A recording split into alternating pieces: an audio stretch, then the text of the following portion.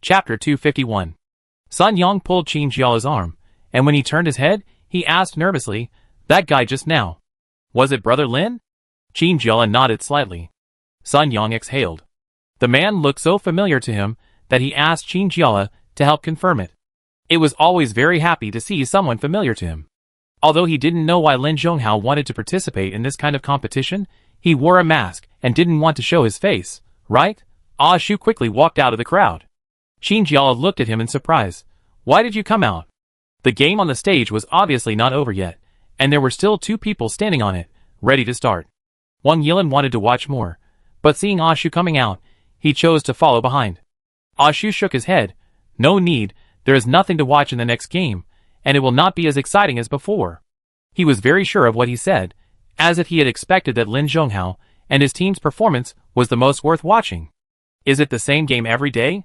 Qin Jiala asked. Ah Shu nodded and explained to them, "It's like this. As long as you have special strengths in a certain aspect, you can use this strength and then show it. As long as you are seen by the captains hidden in the crowd, you may be selected into the team. Although it is not a central force, you can enter the ordinary team, and your treatment will be greatly improved." After listening to Ah Shu's explanation, Qin Jiala turned his eyes to the crowd again, and indeed saw a few people wearing black clothes hidden in the crowd, but they were not as excited as other spectators. They all wore sunglasses, and had serious expressions. These might be the captains, Qin Jiala thought to himself. If he could participate in the competition at this time. Don't think about it. Ah Shu saw what Qin Jiala was thinking at a glance, and interrupted him directly. "The competitions are scheduled in advance. If you really want to play, wait until tomorrow." "Did you notice the man with blonde hair just now?" Ah Shu asked, gesturing in the air. "He's the one who just finished the game." Qin Jiala nodded.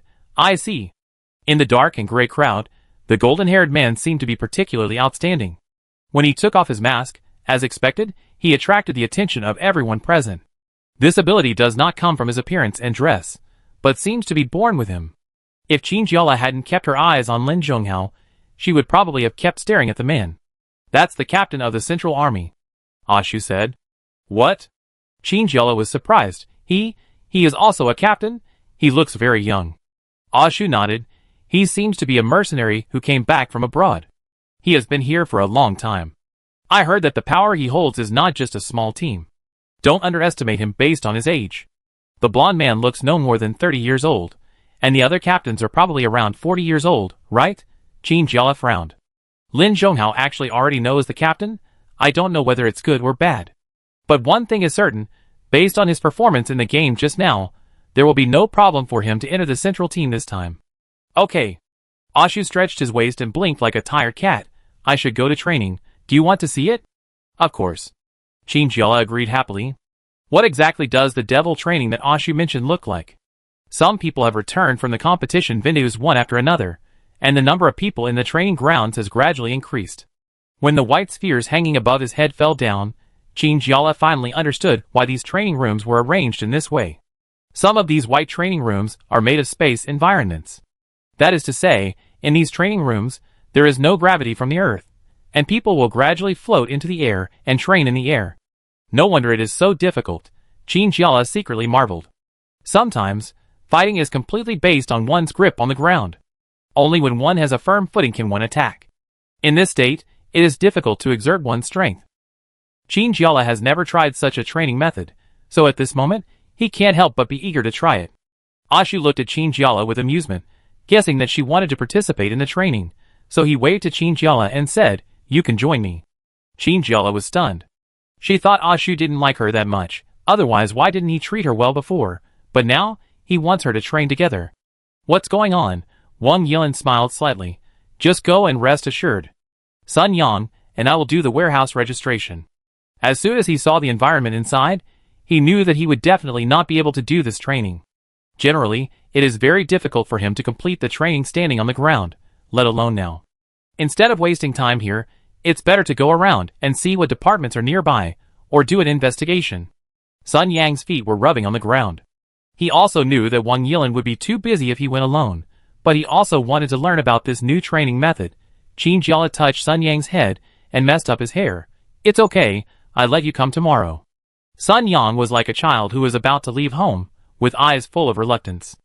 He had to look at the white training room in front of him again with nostalgia, and said reluctantly, "Okay, I must come tomorrow." Wang Yilin took Sun Yang away, and Ashu walked to the training room, entered his work number, and after verification, the white hatch opened. Except for the white door outside, there was almost no light inside, and it seemed that the wall was shining, illuminating the entire sphere. The light was not glaring, and everything around could be seen clearly. At a distance of 1 step away, there was a layer of white film. Through this film, it was the space training room inside. Qin Jiala watched Ashu walk in very calmly, without any extra movements, and directly passed through the film. Then, the whole person floated up and slowly rose into the air. Ashu saw Qin Jiala still hesitating outside, and waved at her. Qin Jiala gritted his teeth, took a big step forward, and tentatively stretched out a hand. When passing through the film, there was no feeling, except that the fingertips could feel a little cool. Qin Jiala took a deep breath and plunged into the film. This feeling was very strange, as if the invisible connection between your body and the earth was suddenly broken. The body became light and fluttery, as if it could not feel its own weight, and could only float up little by little with the wind. Qin Jiala felt like she had entered an amusement park. This was not like training, but more like an amusement facility. However, in this training room, only cold weapons or close combat can be used, and firearms cannot be used. She floated in the training room for a while, training herself to adapt to this space. Not long after, someone else came. This training room is not big, just right for 2 people, and both fists and feet can be stretched. But the 2 people behind floated up directly, and this small training room became less spacious in an instant. Qin Jiala initially thought that they came here to train because there was no room elsewhere, but he didn't expect that after coming in with the 2 people, they went straight to the direction of Ashu. Qin Jiala floated in the air, squinting his eyes, and looking at Ashu. The 2 parties first started to negotiate, and then, probably because the result of the conversation was not satisfactory, one of the 2 people who came up later punched Ashu in the face. "Oh my god!"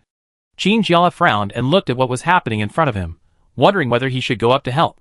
It seems that these 2 people have had a grudge against Ashu before, right? Otherwise, how could they fight after just a few words? However, Qin Jiala didn't think she should get involved in this matter. What if there was something she didn't know about it? It would not be good to rush in. In addition, she also decided to keep a low profile here until she found Shen Chen's location. But she didn't expect that the 2 people who came later would get more and more powerful. Ashu was knocked unconscious, with blood on his face, and blood beads floating around him, which looked thrilling. Qin Jiala did not hesitate any longer. She floated to the side of the 2 people and said, "Hey, isn't this a good thing for you?" The 2 people saw Qin Jiala behind them, and the one who did it raised his eyebrows and said impatiently, "Where are you from? If you don't want to be beaten, go to the side. This is not a place for women to stay." Qin Jiala was not very angry at first. At most she just couldn't stand it, but the man's words really angered her. "You beat people without knowing right or wrong, and you still think you are right?" Qin Jiala frowned and said. Ashu was now a little more sober, and he got up after eating too much. He wiped the blood from his nose and said, "Don't worry about it. Qin Jiala, you've been beaten like this, and you still don't see the difference in strength? This guy is really, what is he insisting on?" The 2 who beat him seemed to have figured out something. They laughed rudely and said, "Hey, look who this is. Why, is this your new girlfriend?" If Lin Zhonghao heard this, he would definitely punch him twice. Qin Jiala was too lazy to care about these people, so he went over to help Ashu up. "Are you okay? Do you want to go to the infirmary or something?" Ashu was gasping in pain, and one of his eyes had begun to swell. He had to close his eyes. "Where is the infirmary?" "Here, only those who have joined the regular army are qualified to enter the infirmary. It is of course best for ordinary people to have some medical knowledge, otherwise, it would not be so comfortable to treat the wound by themselves." "There's not even a medical room in this damn place?" Qin Jiala frowned. The 2 men behind him obviously didn't intend to let Ashu go. It was unknown what hatred they had that led them to this extent. They saw that Qin Jiala wanted to take the man away, so they stopped him directly. "Wait, if you want to leave now, you can. But if you want to take this guy away, you have to be beaten together. They don't care whether you are a man or a woman, and they won't relax just because of the difference in gender." Ashu grabbed Qin Jiala's shoulder and shook it hard. "Go quickly, do you hear me? This is my business, it has nothing to do with you." Qin Jiala rolled his eyes. "It's time. Why are you still fussing about this?" She secretly glanced around, and it seemed that there was no one else around, so she relaxed a lot. She also wanted to take this opportunity to practice in this state. These two people are simply targets that have been delivered to the door, and it would be a waste if they were not used. Qin Jiala thought of this, hooked his finger at the two men, and said, "Okay, then you can come together." Ah Shu was a little angry. "Do you know what you are talking about?" Qin Jiala was entering this kind of environment for the first time, and the opponent was not a newcomer. Although he suspected that she had some ability, it was too much of a stretch. The two people seemed very happy. They were used to being unscrupulous here. Generally speaking, newcomers here would only be bullied. Now there was a free sandbag delivered to their door, so of course they had to hit it. Qin Jiala took a deep breath, then come on. The two people in front of her were really fast. They took advantage of the environment around them, and rushed towards Qin Jiala. One of them laughed grimly. "Little girl, don't cry if it hurts you." Qin Jiala wanted to dodge, but she didn't expect that she had no foothold at all. Without strength under her feet, she naturally couldn't use strength on her body, so to outsiders, she just shook her body lightly. However, the man's fist was almost there. Ashu closed his eyes, and didn't dare to look anymore. Qin Jiala felt a sharp pain on his face, and was knocked over by the punch, rolling in the air. Fortunately, there was no ground here, so he would not fall to the ground. Qin Jiala had not received such a serious injury on his face for a long time. Others would hit people in the most sensitive part of the body, and rarely attack the face. Ashu closed his eyes in despair. He had hoped that Qin Jiala might be a heroine whose strength was not low, but he did not expect that this heroine was knocked over by the enemy's punch. What should I do? Chapter 252. The two who beat her probably thought Qin Jiala might be a bit skilled, and the punch was indeed very ruthless, but they didn't expect that the punch hit her face very hard. Qin Jiala lay on one side, her legs floating in the air, and one hand covered her cheek. Blood slowly flowed out between her fingers, and her cheekbone was scratched. Qin Jiala was a little dizzy after being hit by the punch, and she really couldn't resist. "Hey, is this true?" The one who hit the man looked at his fist, not expecting that he would actually hit him. "If you only know how to get hit, you'd better get out of the way. This matter has nothing to do with you. After all, she is a beautiful girl, and men will feel a little sympathy for her when they see her. Besides, what they said is not wrong. This matter was originally a conflict between them and Ashu, and had nothing to do with others. They just didn't like Ashu. He was just a little hooligan working in the warehouse of Building C, but he dared to come here and rob their training room again and again. That's right, the conflict started because of fighting for a training room. These two people have become veterans among the newcomers. All the young people who have been training here, and have no future, know that these two villains are not easy to deal with. As long as it is a training room they have set their eyes on, no one else can grab it. Even if it has been reserved in advance, they can only give up this seat. Not long after Ashu came here, he had a physical conflict with these two people. However, in the subsequent battles, Ashu was usually the one who got beaten. If Qin Jiala hadn't shown up today, this punch would have landed on Ashu's face. Stop talking nonsense. Qin Jiala wiped the blood off his face fiercely. If you want to fight, just do it quickly. Why are you talking so much nonsense? The man who beat the man saw that Qin Jiala was obviously not going to turn back until he hit the wall, so he became careful. Anyway, this woman looked very unfamiliar, probably new here. It was a good opportunity to teach her a lesson, and let her know who was more powerful here. The man pulled out a dagger from his arms, and lightly kicked his feet in the air. With the help of force, he instantly flew from the original position to the position where Qin Jiala was. Qin Jiala's pupils dilated rapidly, and he dodged to the side with force. At this moment of dodging, I don't know if it can be called finding the trick. Anyway, at this moment, she felt the power from the space environment, and this power pushed her forward. Qin Jiala suddenly realized that it was not about controlling the environment around her, but about learning to use it. She relied on the floating force around her and kicked the man. However, although she found a way, her use of strength was still far behind their habits of long-term training here. Her kick might have knocked him over on the ground, but now, it did not cause much damage to him. Good reaction ability. The man smiled at Qin Jiala very frivolously. Ah! Just when Qin Jiala wanted to respond to this smile, he was hit hard on the back and fell down again. It turned out to be another man who took advantage of their fight and secretly went behind her, pulled out a baseball bat from his arms, and hit her hard. Qin Jiala endured the pain and told herself to stay calm. At this time, she must not use her superpowers impulsively. She didn't want to expose her superpowers to everyone because of this small fight. After all, they came here as ordinary people. Qin Jiala endured the pain, stood up again, found her balance, and quickly fought with the man with the bat. Within a minute, the two people were very fast and fought quickly in a short time. Ah Shu, who was watching from the side, was also stunned.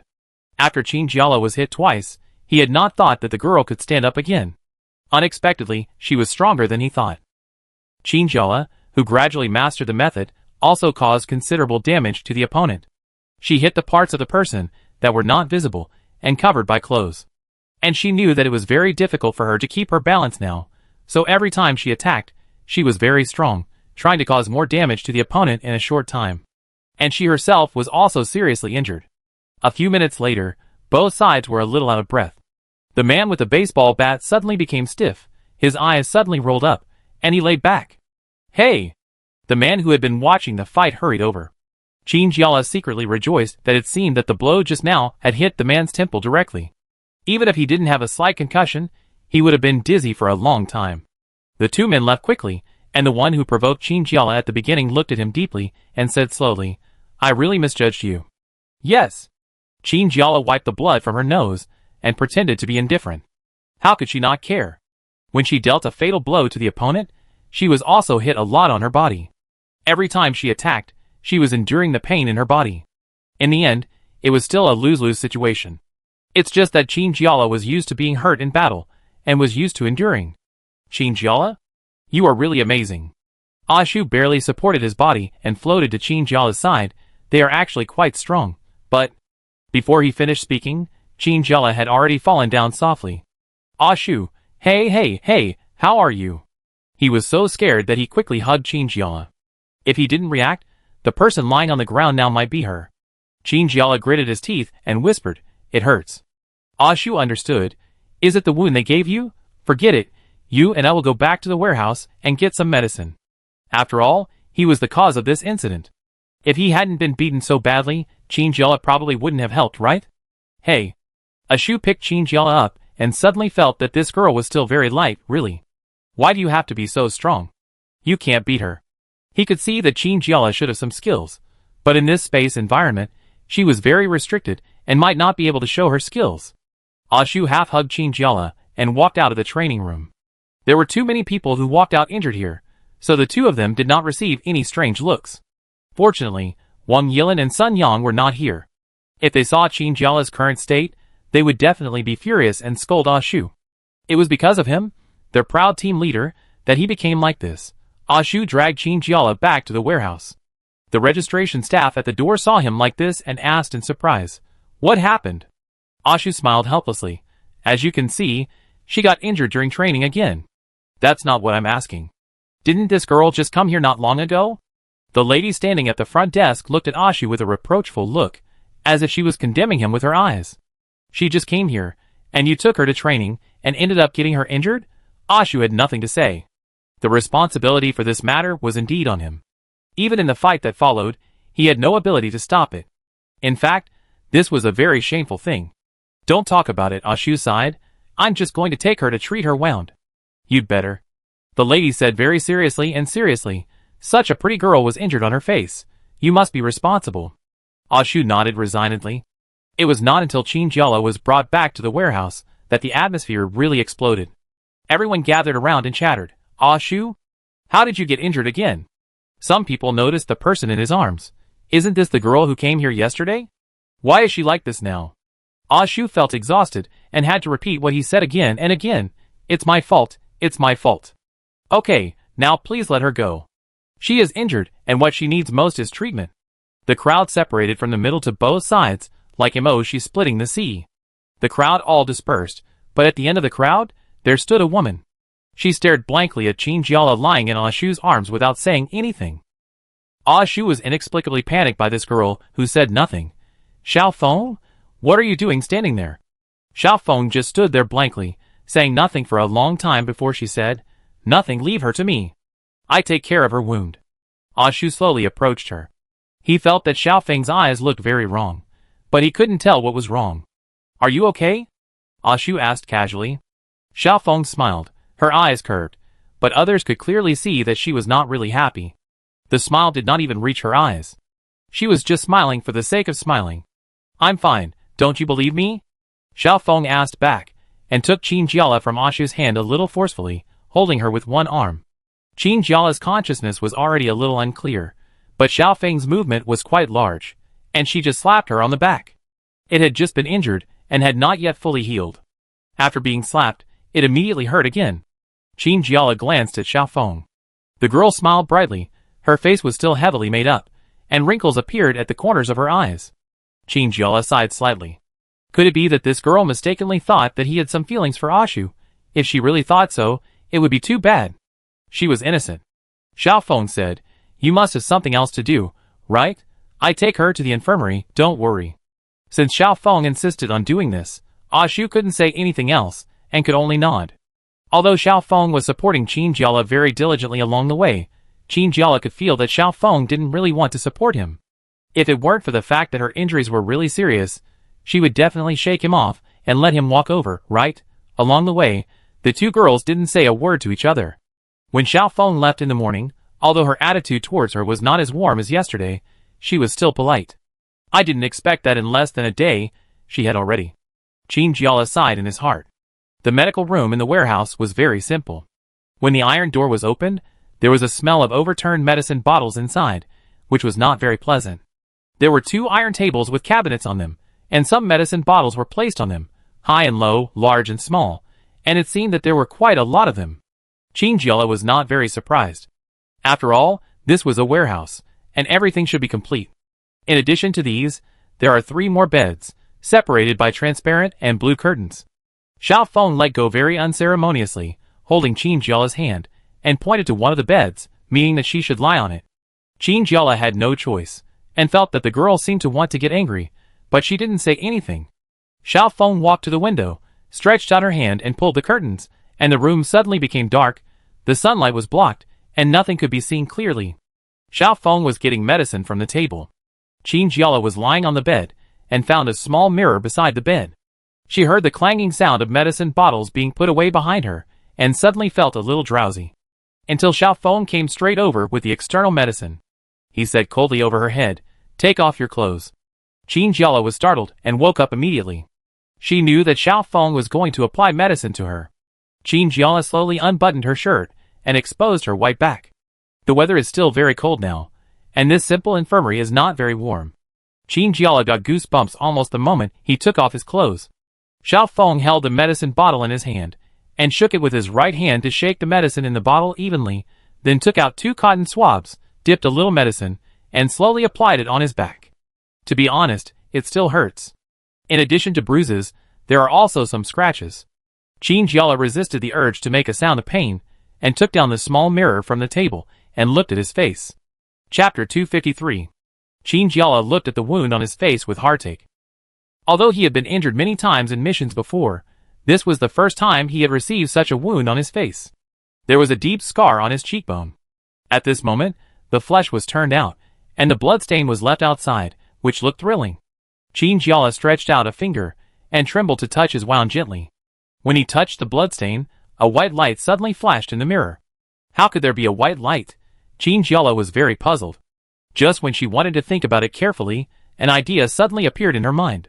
This idea appeared in a flash, and she was caught off guard. Qin Jiala picked up the small mirror, and threw it back fiercely. The mirror. Dang. And also hit a hard object. The 2 objects touched each other, and sparks of metal were rubbed out. Qin Jiala panted slightly. "What are you going to do?" Xiao Feng in front of him seemed to have changed into a different person. She looked completely different from the innocent one before. Her eyes were full of indifference and cruelty. She held a long scalpel in her hand, and a white light flashed on the silver blade. What Qin Jiala saw in the reflection of the mirror, just now, was the light of this knife. Qin Jiala ignored the wound on his back, and took back all his clothes, put them on, and said coldly, "What do you want to do?" Xiao Feng shook the bright scalpel in her hand, sneered, and said, "You know how important Ah Shu is to me, why do you still stay with him?" Qin Jiala was in a daze for a moment, thinking that he had misheard. "Follow him. What are you talking about?" Xiao Feng suddenly became excited, waving the scalpel in his hand, drawing a cold light in the air. "Stop pretending, I know everything very well. At the beginning, you seduced him. Now that you are back, you are still sticking to him with the excuse of being injured. I really misjudged you." If the situation and timing were not wrong now, Qin Jiala really wanted to laugh out loud. In her impression, what Xiao Feng said was completely different. What on earth is this person struggling with? Besides, the whole thing is ridiculous and unreasonable. Can it be used as a reason to threaten her? Calm down. Qin Jiala waved his hand. I can explain everything about this matter. What you saw before was just because we had some conflicts and frictions, so he... Don't talk nonsense. Xiao Feng suddenly stepped forward and thrust the cold scalpel forward, almost poking Qin Jiala's chin. The cold tip of the knife was only a few centimeters away from Qin Jiala's skin. So many girls have come here before, and this has never happened before. That was probably because they had no other thoughts in their hearts. Qin Jiala couldn't help but feel ashamed. To put it bluntly, she came to this place with a plan, and it was natural for Ah Shu to suspect her. I think you need to calm down a little. Qin Jiala slowly stretched out her hand and pinched the tip of the scalpel. She was trying to control the crazy Xiao Feng. If she could remove the scalpel, maybe she could calm this person down a little. We really have nothing. Besides, I have someone I like. You misunderstood. Do you have someone you like? Xiao Feng's vigilance was slightly lowered. This thought made her less nervous, and she couldn't help but relax her movements. Who is it? One of those two people. After all, the only ones who came here with Qin Jiala were Wang Yilan and Sun Yang. Not them. Qin Jiala reluctantly explained. The person I like is not here for the time being, so don't talk nonsense. Xiao Feng suddenly started to go crazy again and swung the knife in her hand, and the blade directly cut Qin Jiala's finger. In fact, there is no such person, right? Finished, Qin Jiala's fingers began to bleed slowly, and she could only wail in her heart. This is the wound on her body that hasn't healed yet, and she was injured again. At the same time, Qin Jiala also blamed Ah Shu in her heart. If this person wants to fall in love, why can't he give his girlfriend a sense of security? He must let her doubt here. Listening to what she said, it means that there must have been similar things before. Those innocent girls may have been directly threatened just because they had some contact with Ah Shu. No wonder Xiao Feng is the only girl here. When Qin Jiala was thinking about it, the door of the medical room was opened again. Ah Shu walked in a panic. I heard a quarrel. Before he finished speaking, he saw the situation in the room. Qin Jiala stood beside the bed, with messy clothes, holding a mirror tightly in his hand. Xiao Feng looked like she had collapsed, holding a scalpel in her hand, with the tip of the knife facing Qin Jiala. Put down the knife. What's going on? Xiao Feng, are you crazy? Ah Shu said seriously. Great, Qin Jiala rolled his eyes in his heart. Ah Shu's appearance at this time will only make things more complicated. Xiao Feng may not be able to control her emotions. She seduced you, right? Tears fell from Xiao Feng's eyes, and the tears rolled down in big drops. The hand holding the scalpel was still shaking. Ah Shu's shoulders drooped in an instant, and he was helpless and angry. What nonsense are you talking about? Put down the knife quickly.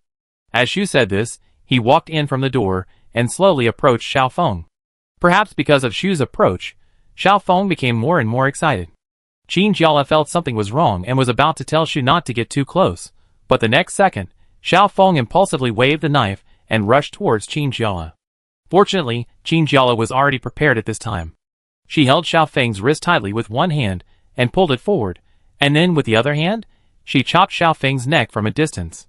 With a clang sound, the sharp weapon finally fell to the ground. Xiao Feng's body softened and fell to the ground. Qin Jiala, who was still holding Xiao Feng's wrist with one hand, relaxed at this moment. Because her body had been tense, she felt that she couldn't stand it anymore. Ah Shu, Qin Jiala. Are you okay?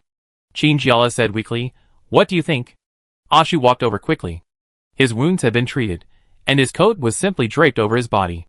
It seemed that he had just treated his wounds and rushed over quickly.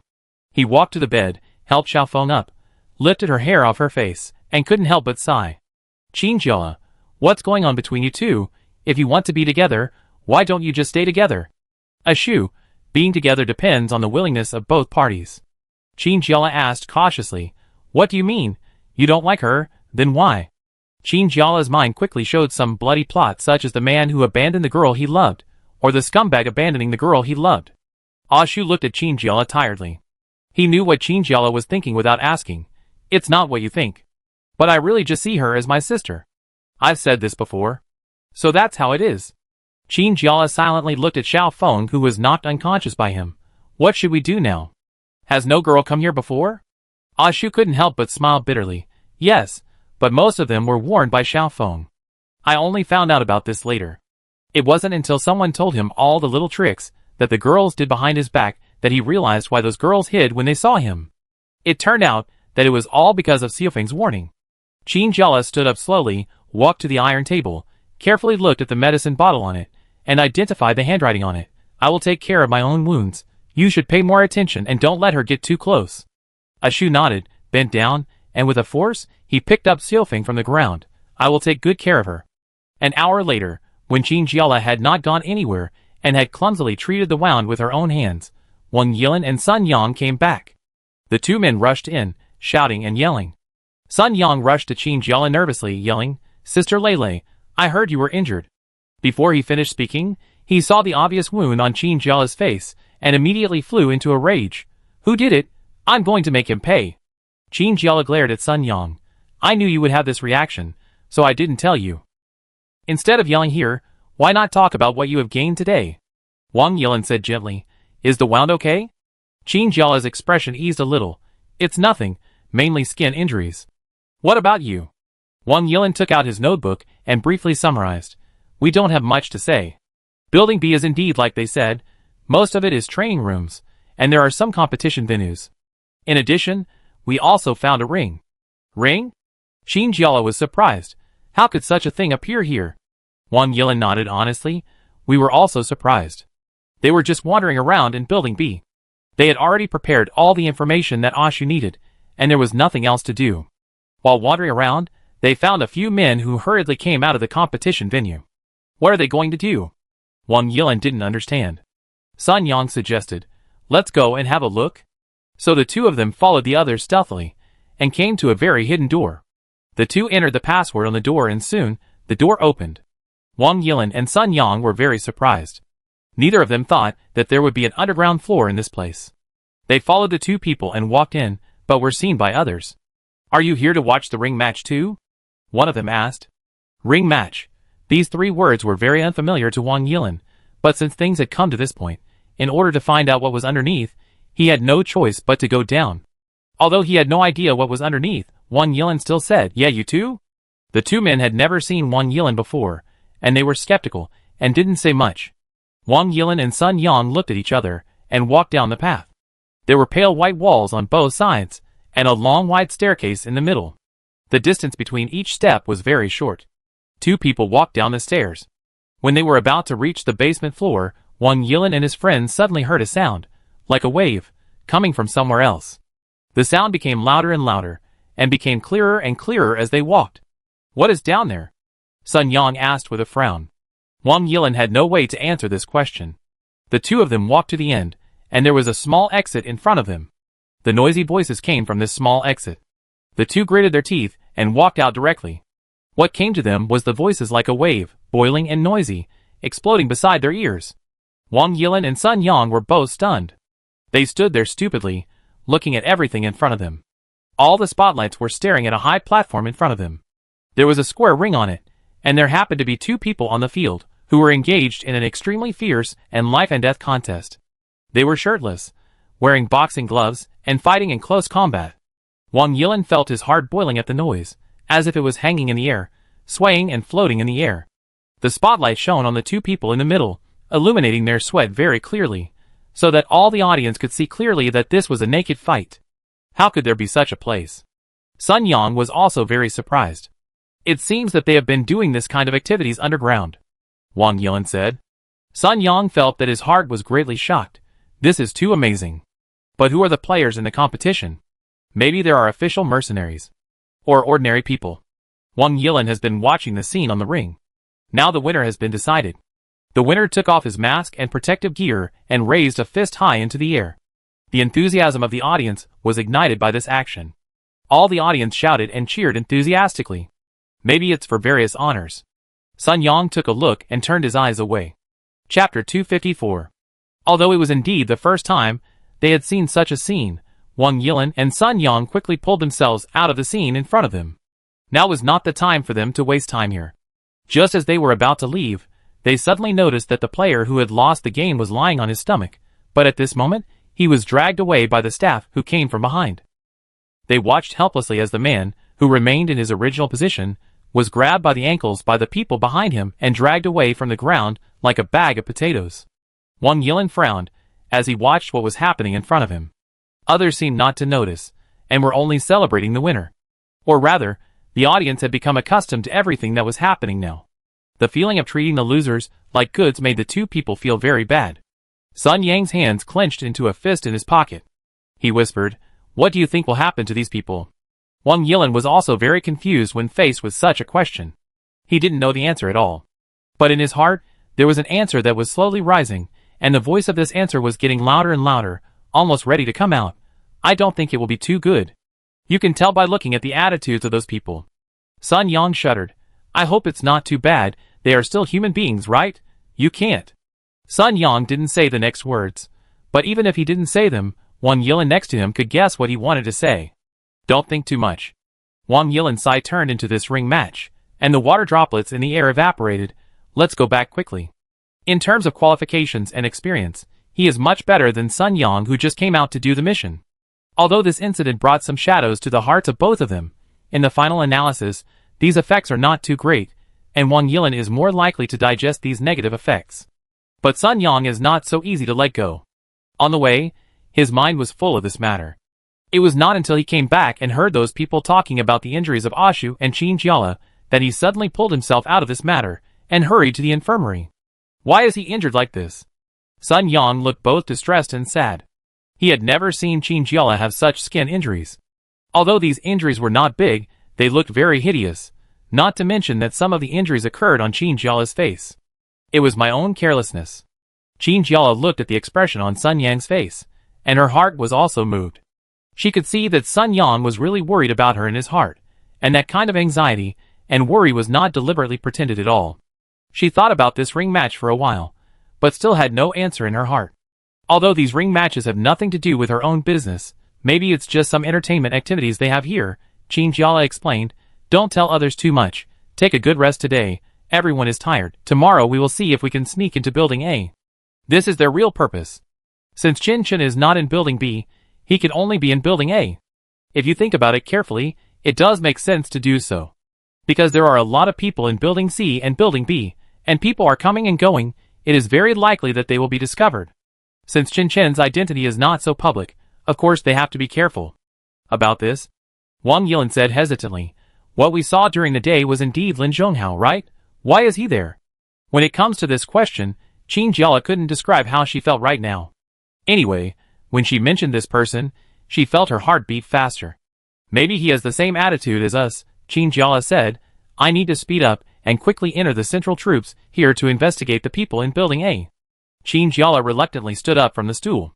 For some reason, because of the injury on his back, it seemed to hurt more. Qin Jiala held onto the table, gasping slightly in pain. "I help you." Sun Yang stepped forward and pulled Qin Jiala's arm. Qin Jiala wanted to refuse, but in her current state, it would be difficult for her to walk to the dormitory, so she had to give up and let Sun Yang support her like an old lady. The three of them walked out of the infirmary slowly, but saw people gathered outside. "Qin Jiala, what happened?" Those people were originally gathered together, and when they saw Qin Jiala and the others coming out, they all stared at them and dispersed involuntarily. Qin Jiala was puzzled. She didn't remember doing anything too bad, did she? Why did they look at her like that? It wasn't until the crowd dispersed that Qin Jiala and the others realized that there was a woman sitting in the middle of the crowd. She was surrounded by everyone, and her expression was still cold.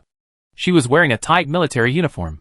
Even in such weather, Qin Jiala noticed that she didn't seem to have any coat. Moreover, the collar of her military uniform was open, revealing her wheat-colored skin. Her figure was well proportioned under the uniform. "Who is this?" Seeing that the other party had no intention of speaking first, Qin Jiala had to ask first. "I am Miranda from the Central Army." The lady stood up. "You must be Qin Jiala, right?" Qin Jiala noticed that although Miranda looked like an Asian, her accent was very stiff, and it was obvious that she had just learned Chinese not long ago. Moreover, when she stood up, her height was not obvious, and she seemed to be a little shorter than him. "Hello, what do you want to do with me?" Qin Jiala asked cautiously. Wang Yilan and Sun Yang were also confused.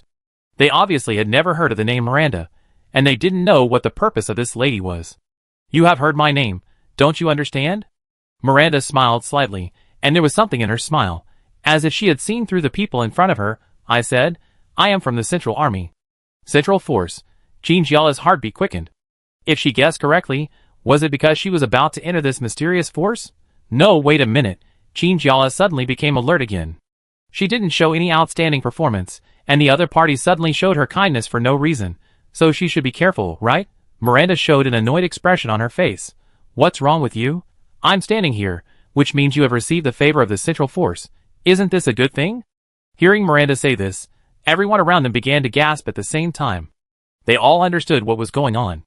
Could it be that Qinjiala was selected by the Central Army? But even the most powerful Ashu here did not have the qualifications to join the army. How did this woman do it? This is also a very rare thing in their seed building. Qinjiala was of course very excited, but when she was excited, she still kept her mood. Are you guys mistaken? I don't remember that I had a very outstanding time, and I was chosen by you. Qinjiala recalled carefully, and found that he did not have similar experience, so he had to be careful. Of course she didn't. Miranda looked arrogant, and under the military cap, a pair of narrow phoenix eyes glanced at Qinjiala indifferently. All this is the intention of the top leaders. As for whether you can pass, of course, it depends on how you were tested. Test? Qinjiala blinked, not quite understanding. Miranda smiled slightly, with some mockery in her smile. Of course, you don't think that's enough, right? To be honest, your performance is really bad. Even I don't understand why you were chosen. Her words made Qinjiala very uncomfortable. But now, he can roughly guess that Miranda must have said that she was talking about her performance in the training room before. Follow me, Miranda said very impolitely. Qinjiala didn't think much about it, and agreed very readily. Sun Yang pulled Qinjiala from behind. Don't, is this a trap? Qinjiala whispered.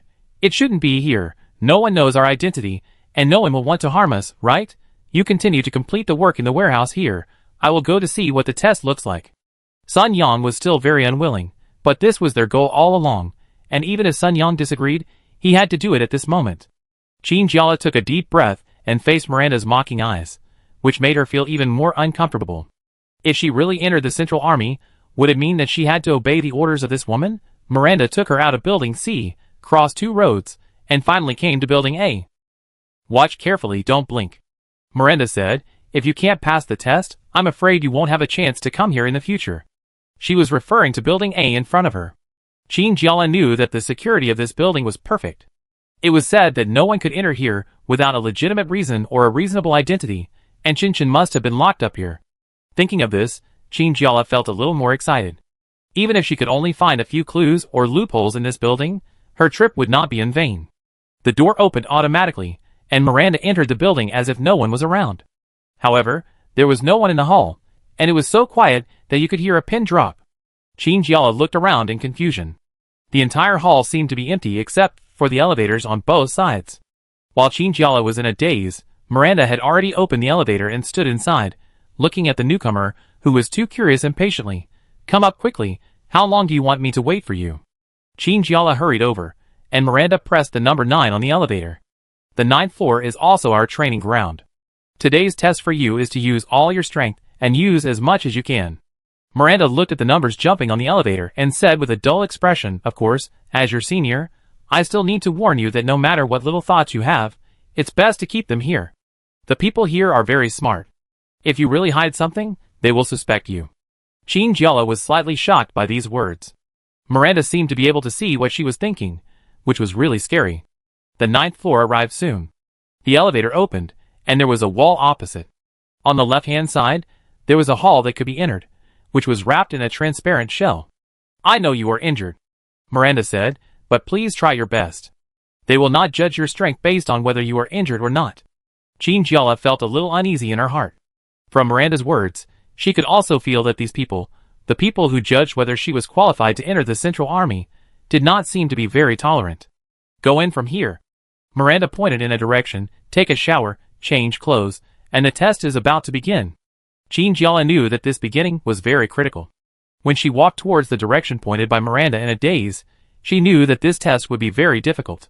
She stood under the shower, watching the water rushing over the ground and finally flowing into the drain. The conditions here are much better than those in Building C, and the two are simply incomparable. The water temperature here is also very suitable, and everything is the best environment. It seems that Cud Medical has spent a lot of effort and money for these elites. Is this their capital to fight against the military? Qinjiala thought silently.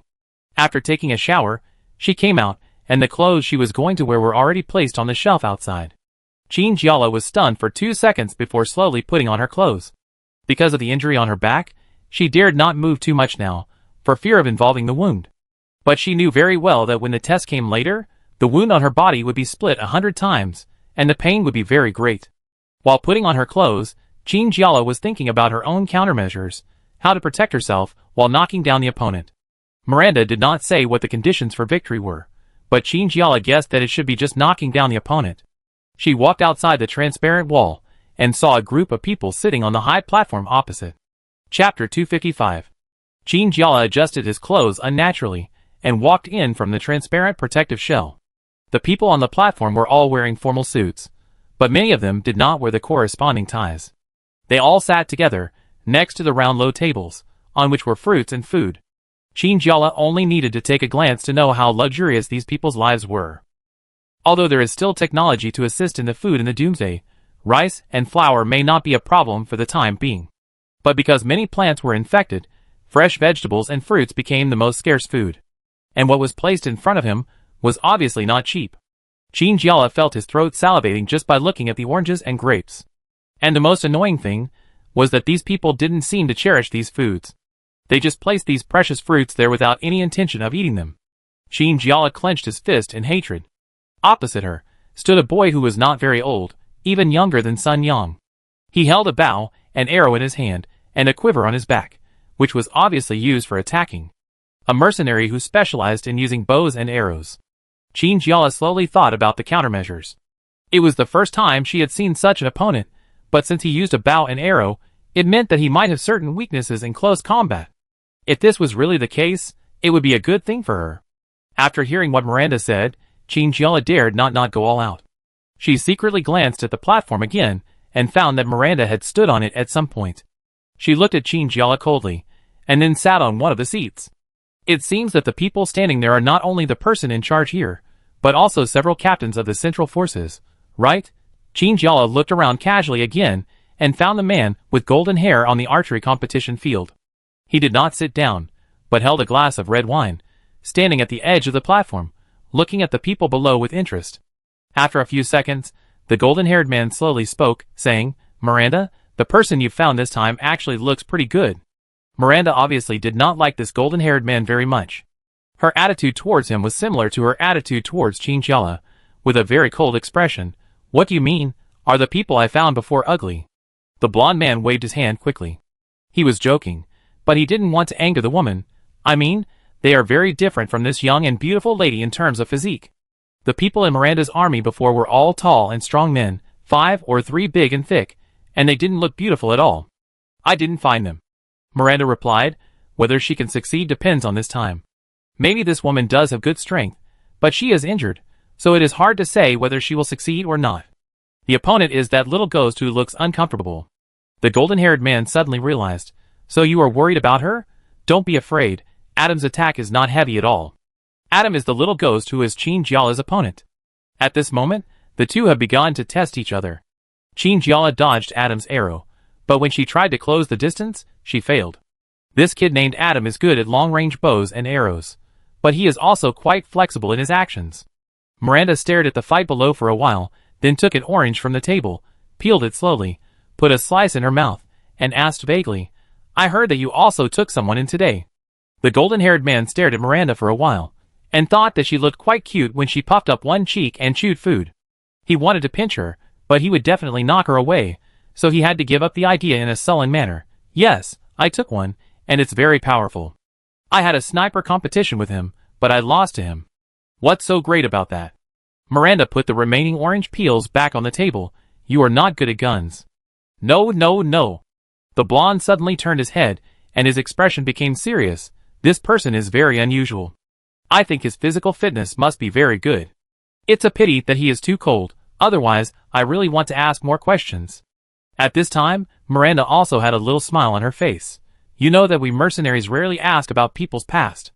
"Ah, so that's the problem."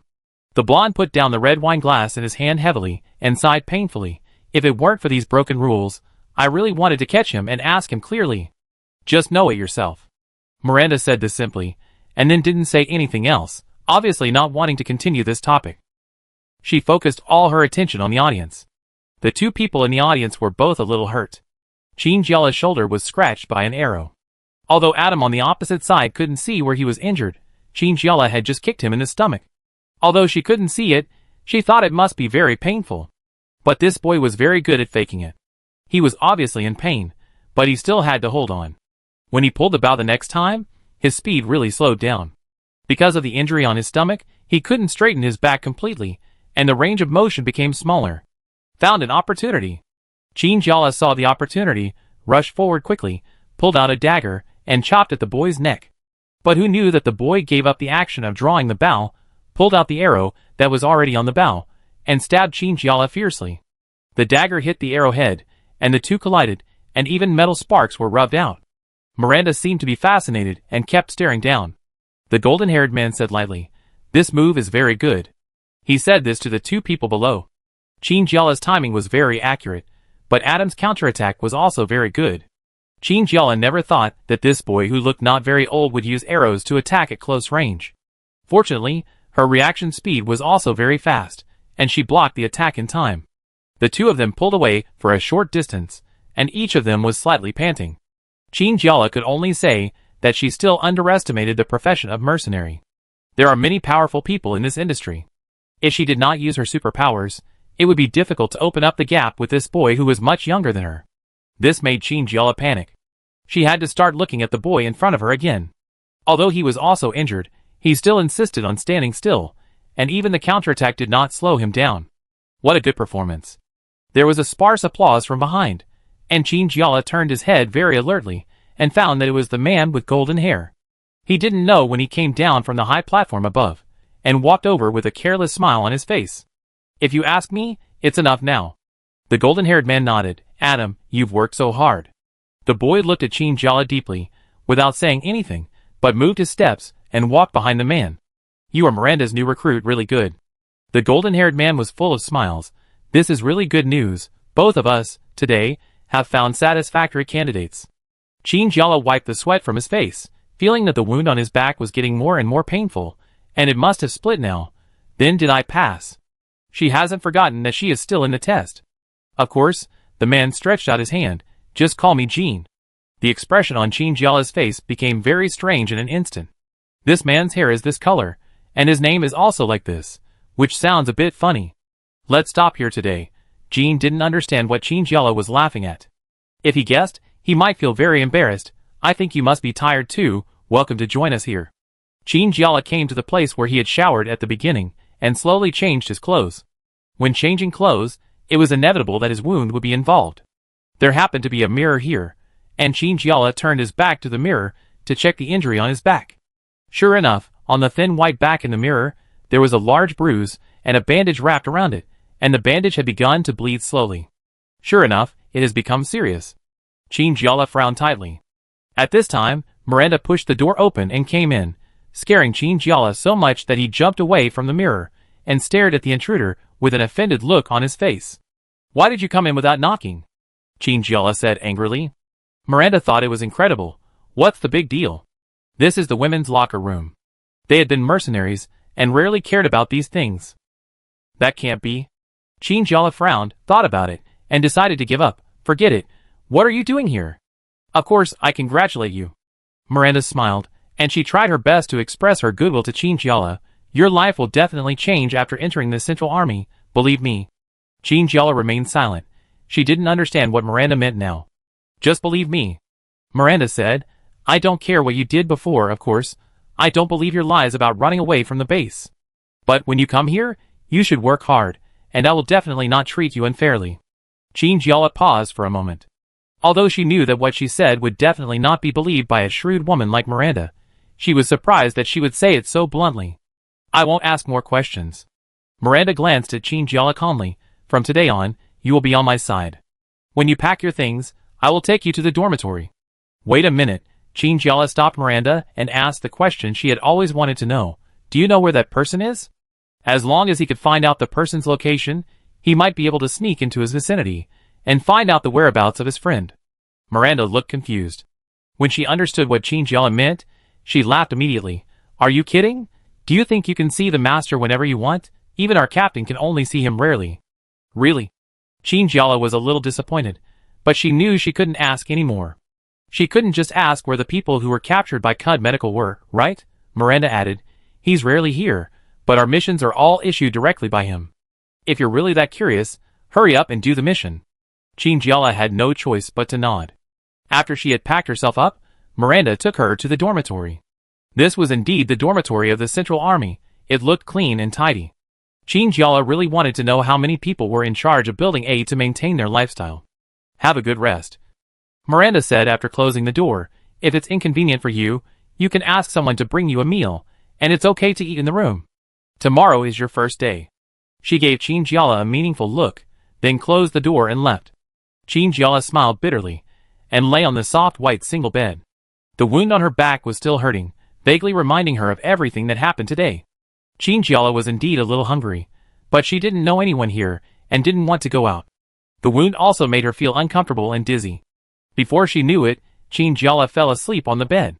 When she woke up again, she didn't know what time it was. The room was dark, and without the light, she could hardly see everything around her. Qin Jiala felt that her headache was getting worse, so she endured the discomfort and got up from the bed. When she was about to get up, the door suddenly rang. Qin Jiala immediately became alert. Did Miranda come back again? No, she shouldn't come to see her at this time, right? Qin Jiala immediately returned to her original state, not making any rash moves, but paying attention to everything happening around her at any time, keeping alert. The door opened, and the person outside walked in quietly. Who was it? Qin Jiala opened her eyes slightly, trying to see clearly, but the surrounding environment was too dark, and she couldn't see anything clearly. Chapter 256. Until the man's footsteps got closer and closer, Qin Jiala could no longer pretend, so she immediately got up from her original position, clenched her right hand into a fist, and quickly smashed it towards the man. Pa! Qin Jiala's fist was held by the man. Before she could make another move, the man in front of her covered her mouth very accurately. Shuh, it's me. Qin Jiala, shuh. It's Lin Zhonghao. Lin Zhonghao felt Qin Jiala calm down in an instant, so he loosened his hand covering her face. Qin Jiala suppressed his excitement in the dark, but still asked happily, why are you here? Although he had imagined that if he really entered the Central Army, he would definitely find Lin Zhonghao and confirm his safety, but he didn't expect that they would meet at this time. Lin Zhonghao took 2 steps forward in the dark, then groped for the position of the light. Click. The door opened with a bang. The room suddenly became bright, and the dazzling light made Qin Jiala close her eyes. After she got used to the light in front of her, she carefully observed Lin Zhonghao in front of her. Of course, they were only separated for 2 days, and he certainly did not show any changes in his appearance during the 2 days, but Qin Jiala felt that he had not seen this person for a long time. He was wearing a black tight combat uniform similar to his own, and a pair of black leather short boots on his feet. Qin Jiala blinked. I knew you could get in here. She always had a hunch that her and Lin Zhonghao's ideas might coincide. Lin Zhonghao smiled slightly. Yeah, it's a coincidence. After he and Gu Hongyu delivered the goods, they met Mr. Jin. He saw Lin Zhonghao at first sight, and pulled him to compete, saying that he felt that this person was unusual at first sight. Lin Zhonghao didn't think of agreeing at first, but later, after investigating the structure here, he found that this golden-haired man might have more power here, and after learning about the Central Forces, he felt that this matter might help them find their missing teammates. After moving the goods, Gu Hongyu went directly to the technical department and became an ordinary apprentice. According to him, here you can learn some knowledge and be ready to help you at any time, which is simply killing 2 birds with 1 stone. The 2 people met by chance, but they both found this place in the end. Qin Jiala sighed that things are unpredictable, but Lin Zhonghao suddenly grabbed her hand and asked, Are you injured? Qin Jiala nodded guiltily. Just a little injury. But don't worry, I have a strong ability to recover. I will probably be much better tomorrow. As for the reason for feeling guilty, it was of course because of what happened today. Qin Jiala always felt that he was too impulsive and got hurt. Lin Zhonghao pinched Qin Jiala's face as if to punish him, but of course he didn't use too much force, but said with a warning, Take care of your body, after 2 days of training, you may have your first mission. Qin Jiala felt complicated. Obviously, they are all soldiers in the National Army, but now they have to help the enemy for their teammates. It always feels that all this sounds a bit ridiculous. Lin Zhonghao continued to exchange his information with Qin Jiala. I investigated this place this afternoon and found that there are many places where Chin Chin may be hiding. Because there are signs with red exclamation marks on almost every floor, which means that these places are off limits to outsiders. As a person who had just climbed up to the Central Army, it was difficult for him to find a legitimate reason to enter these places. No way. Qin Jiala secretly felt a headache. Then how long will it take to investigate? Do we have to check every floor like this? It seems that this is the only way now. Lin Zhonghao said very seriously. Fortunately, the daily training time is not long. At the end of the night, we will come to these places to take a look. Qin Jiala asked in confusion, won't there be surveillance? Why does Lin Zhonghao always feel like it's a very simple thing when he talks about this? Lin Zhonghao smiled slightly. Coincidentally, there are no surveillance devices in these places. When I went to see them before, I was also wondering about this, but there are indeed none. He didn't know why, but after a careful inspection, he did not find any suspicious surveillance facilities. So he had a bold guess that these places were very dangerous, and they might even be so dangerous that they didn't need any surveillance equipment at all. If that was the case, then the two of them would need to be more careful when entering such a place, because there was a high possibility that something unexpected might happen here. I understand. Qin Jiala said seriously. Then tomorrow, we find a chance to start checking from the lower floors. The two of them briefly said a few more words, and Lin Zhonghao left quickly. His dormitory was not here, and when he met Qin Jiala, he certainly needed to avoid other people's eyes. Otherwise, if he was seen, it would be difficult to explain. So he didn't stay in Qin Jiala's room for too long, and left after a few minutes. Who knew that in order to avoid the crowd, Lin Zhonghao chose the stairs instead of the elevator, and when he went upstairs, he happened to meet Jean. The golden-haired man put his hands in his pockets and walked down from the upstairs in a sloppy manner, with the expression he was used to. Hey, isn't this Shaolin? Jean said with a smile. It's so late, why don't you go back to the dormitory? When facing this man, Lin Zhonghao did not dare to be careless, but chose to answer very carefully. I went out for a walk. Although Jean did not seem to be a person who paid much attention to details, after Lin Zhonghao had contact with him, he found that this man might be very unfathomable, so he was quite serious about him. Is that so? Jean took 2 steps down. With the light behind him, Lin Zhonghao could not see the expression on his face clearly. He only knew that this man was looking down at him now. Don't play too late next time. You know, it's not safe here at night. I understand. Lin Zhonghao nodded, turned sideways, and walked up from beside Jean. Just as Lin Zhonghao said, the training here is indeed very easy to get by. Compared with a military base, it is simply not at the same level. After washing up the next day, Qin Jiala came to the training ground outside, and saw those who were still training. Although most of them were here, and seemed to be training casually, in fact, it always felt that their hearts were not here. Qin Jiala looked at the 2 slightly older people, who, after lazily exchanging a few actions, very brazenly looked at him. Qin Jiala always felt that they were not kind, so he had to stare back. Unexpectedly, after seeing Qin Jiala's gaze, the 2 people seemed to be even more brazen, and even laughed out loud without restraint. What's so funny? Qin Jiala felt puzzled, but very angry, so he had to lower his head and concentrate on doing his own things. Cute Medical was absolutely generous to these mercenaries. Not only were the weapons here very advanced, but the equipment they had was also very high-end. Qin Jiala's fingers slowly slid over those exquisite weapons, and his fingers could feel the cold touch of these weapons. Qin Jiala casually pulled out a dagger and cut a few times on the table next to him. He was surprised to find that these weapons were also very sharp, and their degree was comparable to that of military weapons. Qin Jiala was secretly shocked. However, she didn't want to waste such time, so she took a few weapons that she used and felt comfortable with, and started to train herself. From the competition with Adam yesterday, she had already discovered her shortcomings. That is, compared with these mercenaries, she still lacked experience and the courage to fight for her life. Moreover, many of the mercenaries here have been doing this business since they were young, so for her, in this regard, she is already much worse than others. The most regrettable thing is that she has not yet discovered whether any mercenary has supernatural powers. The information that can be obtained now is too little, which is very disadvantageous for them. Lin Zhonghao came to the area where he had been training. Just after he finished warming up, 2 mercenaries came over. They were also members of Jin's troops. The 2 smiled and came over to greet Lin Zhonghao. Although Lin Zhonghao didn't want to pay attention to them, if he was too indifferent, he would not be taken seriously here, so he just nodded coldly. Do you see that woman over there? One of the mercenaries said. Lin Zhonghao looked in the direction he pointed and found that it was Qin Jiala. She held a long curved knife in her hand and waved the blade at the dummy in front of her. Every time she swung it, the blade could hit the neck of the family member very accurately. Because it was hit too many times, the neck of the dummy was already full of wounds. If it was a real person in front of him, he would probably die directly because of too much bleeding. Wow! The mercenary's face was full of ill intentions.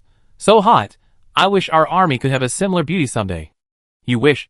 His companion patted his head and said, if you want a beauty, why don't you go find Miranda? The first mercenary shrugged his shoulders and said guiltily, then I have to have the courage. Miranda is so cold. No matter how beautiful she is, I don't dare. The two of them laughed and walked forward again. Lin Zhonghao certainly didn't follow them, but just watched Qin Jiala, who was still training from a distance. After finishing the training, the two of them avoided the attention of others and came to the corner of a corridor. Lin Zhonghao looked at Qin Jiala, wanting to say something but stopping. Qin Jiala noticed that something was wrong with the other party, smiled, and nudged Lin Zhonghao with his elbow. What's wrong? You look weird. She immediately noticed that Lin Zhonghao's expression was wrong. Nothing. Lin Zhonghao shook his head. Let's go to this floor first. The corridor was quiet at the moment. Most people might still be eating at this time. Few people would choose to come out at this time. The two of them chose now because they considered this. However, although there was no one now, they still had to pay attention. Maybe someone would turn back from somewhere else. If they were found, they might not be able to explain it. After walking for 2 minutes, a door appeared at the end of this long and narrow corridor. On the door was the red exclamation mark that Lin Zhonghao had mentioned. In addition, there was a red biochemical mark on it. Qin Jiala stared at the mark and said, it looks familiar. Lin Zhonghao, are you sure you want to go in now? There is a high possibility of danger inside, and there must be things they can't imagine. Of course, Qin Jiala said confidently, Qinshan must be locked up somewhere nearby, and there are only these places to hide. Lin Zhonghao took a deep breath and was about to push the door open when he found that there was still some blood on the door. It had dried up and now turned dark, sticking to the mark on the door. If you don't look carefully, you can't find it. It's blood. Qin Jiala frowned and looked at the bloodstain. This means that someone must have encountered an accident here. Go in. Qin Jiala took the lead in pushing the door open and walked in. There was also a transparent closed curtain in front of him, hanging from the ceiling to the bottom, with a zipper in the middle that could be opened.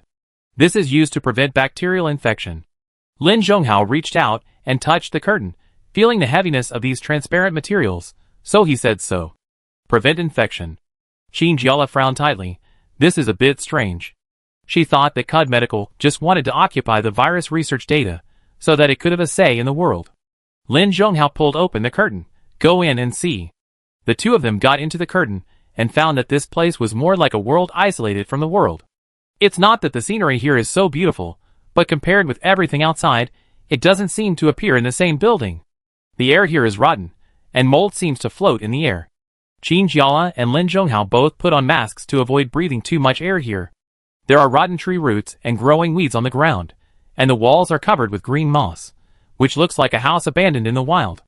The rooms next to it have no doors, and the windows are broken, so everything is visible. Chapter 257. Ah! Qin Jiala felt something soft under her feet. She lifted her foot and found a thick pool of mucus under her foot. It was stuck to her foot. When she lifted her foot, she found the mucus. So disgusting. Qin Jiala rubbed her foot hard on the ground, rubbing it back and forth, trying to wipe off the disgusting things. Lin Zhonghao stared at the mucus on the ground and said, what is it? Qin Jiala finally got rid of the stuff on his feet, his face full of despair. I don't know, but it's really disgusting. It looks like some kind of secretion. It looks like something that would appear in a monster movie, secreted from a monster's body. Are there those monsters here too? Qin Jiala frowned deeply. If there are such monsters here, it can only prove that Cud Medical is also conducting such evil experiments, and it will become very dangerous for the two of them. Because they haven't started the mission yet, no one has a gun on them now. They are only allowed to take some cold weapons. For example, Qin Jiala only has a dagger on him now, and Lin Zhonghao is not much better. In this regard, the two of them tacitly believe that even if they really find a monster, they should not make it public. If they can't beat it, they should leave this place as soon as possible. Qin Jiala scratched his head and said, keep moving forward. They hadn't walked far when a few more people came in from outside. They opened the transparent curtain and walked in with heavy footsteps. Someone opened it. Neither Lin Zhonghao nor Qin Jiala spoke, but they could see what they wanted to express from each other's eyes, so they bent down and went into the next room in tacit understanding. This room was as shabby as the outside. The iron table was completely rusted, with spots of rust on it, and the original color could not be seen at all. In addition to the table, there were also fallen chairs. Unfortunately, there was really no place to hide here, because the windows and doors were already open. As long as someone outside glanced over, they would be able to find the two of them standing here like wooden men. What should I do? Qin Jiala was very anxious. Hide here. Lin Zhonghao pointed to a place. The two of them got under the table, which was against the wall, and could completely block the outside gaze. Lin Zhonghao was too tall, and when he got in, his head hit the table, and rust fell off. Qin Jiala helped Lin Zhonghao brush off the rust on his hair. Just as the two of them hid, the footsteps outside were approaching. The two men in isolation suits were all white, and their heads were all wrapped up, leaving only two transparent eye sockets at the position of their eyes, so that they could see everything outside clearly. At the position of the nose, there was also an oval shape for filtering air. The isolation suits they wore were all relatively large, with sleeves and trouser legs stacked up in layers. They all held flashlights in their hands, and were talking in low voices while patrolling the corridor. It's so unlucky. One of them said, please don't call me next time if there is such an errand. This corridor was smelly and dirty, but they still had to come and check this place. There was no other way. Everything they had now was given to them by the company, and they could only obey. Do you think I want to? His companion groaned, if you have this time, you might as well go back and take a nap. What is the purpose of patrolling here? The one who spoke at the beginning did not stop complaining. Is it really meaningful to do this? He really did not find any usefulness in these things. I don't know, but since I've been ordered, you should do it. His companion said impatiently, okay, let's just take a look around, and go back if there is no problem. What else could be wrong? The first man muttered. They walked slowly, their thick-soled shoes creaking slightly on the rotten ground. Soon, they reached the end of the corridor and turned left. Qin Jiala whispered, do you want to follow? Lin Zhonghao thought for a moment, of course. The two of them were wandering around here like two headless flies. Since they could find useful clues, they should seize this opportunity and follow them. The two of them came out from under the table where they were hiding and followed quietly. Fortunately, the two patrollers were probably very dissatisfied with their work. When patrolling, they were always careless and not vigilant. They didn't notice that there were two more people behind them. Of course, only now would Qin Jiala be grateful that the training here at Qud Medical was really very simple. The two people in front walked to the end of the corridor, and there was a little bit left, like a large exhaust fan, embedded in the wall of the corridor. And for some reason, this fan was still making a buzzing sound. What's going on? The first person asked, it seems to be making a sound. This thing is still powered? The two of them stopped here, and they just shone the flashlight there, without any intention of going forward to check. Qin Jiala and Lin Zhonghao hid at the beginning of the corridor. Qin Jiala squinted his eyes, and could see that there seemed to be a huge black shadow hidden in the darkness. But the flashlight in front of him only flickered slightly, and then passed away, so Qin Jiala was not sure whether what he saw was just an illusory phantom. It seems like there is something, she said hesitantly. The two people in front were also arguing with each other about who should go to see the thing in the distance. In the end, the two people actually used a very childish method, rock, paper, scissors, to decide who would go first. In the end, the man who started complaining first lost, and had to walk over very reluctantly. The other three people looked at his back, and walked slowly into the shadows. He was obviously very scared, but he still plucked up his courage, as if he didn't care, and even raised his shoulders. Look, there's nothing here. Ah. Before he finished speaking, he seemed to be dragged over by something, and was pulled to the exhaust fan by a great force. His flashlight fell to the ground with a click sound, and the flashlight light fanned for a moment, and finally stopped moving. Lin Zhonghao and Qin Jiala watched from behind, neither of them saying anything, but their pupils were dilated unconsciously. Both of them were thinking the same question. What happened to that person? Is he really okay? Of course, his companion was too scared to move at this time, but he still wanted to confirm whether his companion was okay. He took 2 steps forward tremblingly, his voice trembling. Hey, are you okay? His voice had not yet fallen in the air, not even a scream was uttered, and he disappeared into the air like the previous person. Qin Jiala panted slightly, and before Lin Zhonghao could speak, she had already stood up and walked towards the opposite side, where the two people disappeared. Jiala. Lin Zhonghao frowned, and wanted to stop her, but Qin Jiala had already walked over, so he had to follow. It was still unknown what dragged the two people over. So the current situation is that the enemy is in the dark, and they are in the light. Qin Jiala walked to where the two people had originally stood, staring blankly at the two flashlights that fell on the ground in front of him, and did not speak for a while. What is that? Lin Zhonghao didn't finish the sentence. Because they all knew very well that the one who dragged the two men away must be some kind of monster, not the exhaust fan on the wall. Cough. Cough. A cough suddenly came from the front. Qin Jiala's eyes lit up, which meant that one of the two people might not have disappeared yet. This was their chance. She took a few quick steps, and came to the place where the sound came from. She found a man leaning against the wall, one of the two men who were patrolling just now. At this moment, his clothes had been torn apart, revealing his face. Something had grabbed his neck, revealing deep bloodstains. Now, the wound was still bleeding continuously, and he was twitching slightly because of the continuous bleeding, looking very hideous. Hey, are you okay? Qin Jiala half squatted down, staring at the man's cheek and asked. Strange monster. The man said tremblingly, and blood slowly flowed from the corners of his mouth. It seemed that there was not much air left. Hey, hold on. Qin Jiala was a little impatient, not because she felt sorry for the man's fate, but because she wanted to know what kind of monster that was. What happened before happened so suddenly that she didn't see it clearly. How could this person wait until she asked clearly before dying?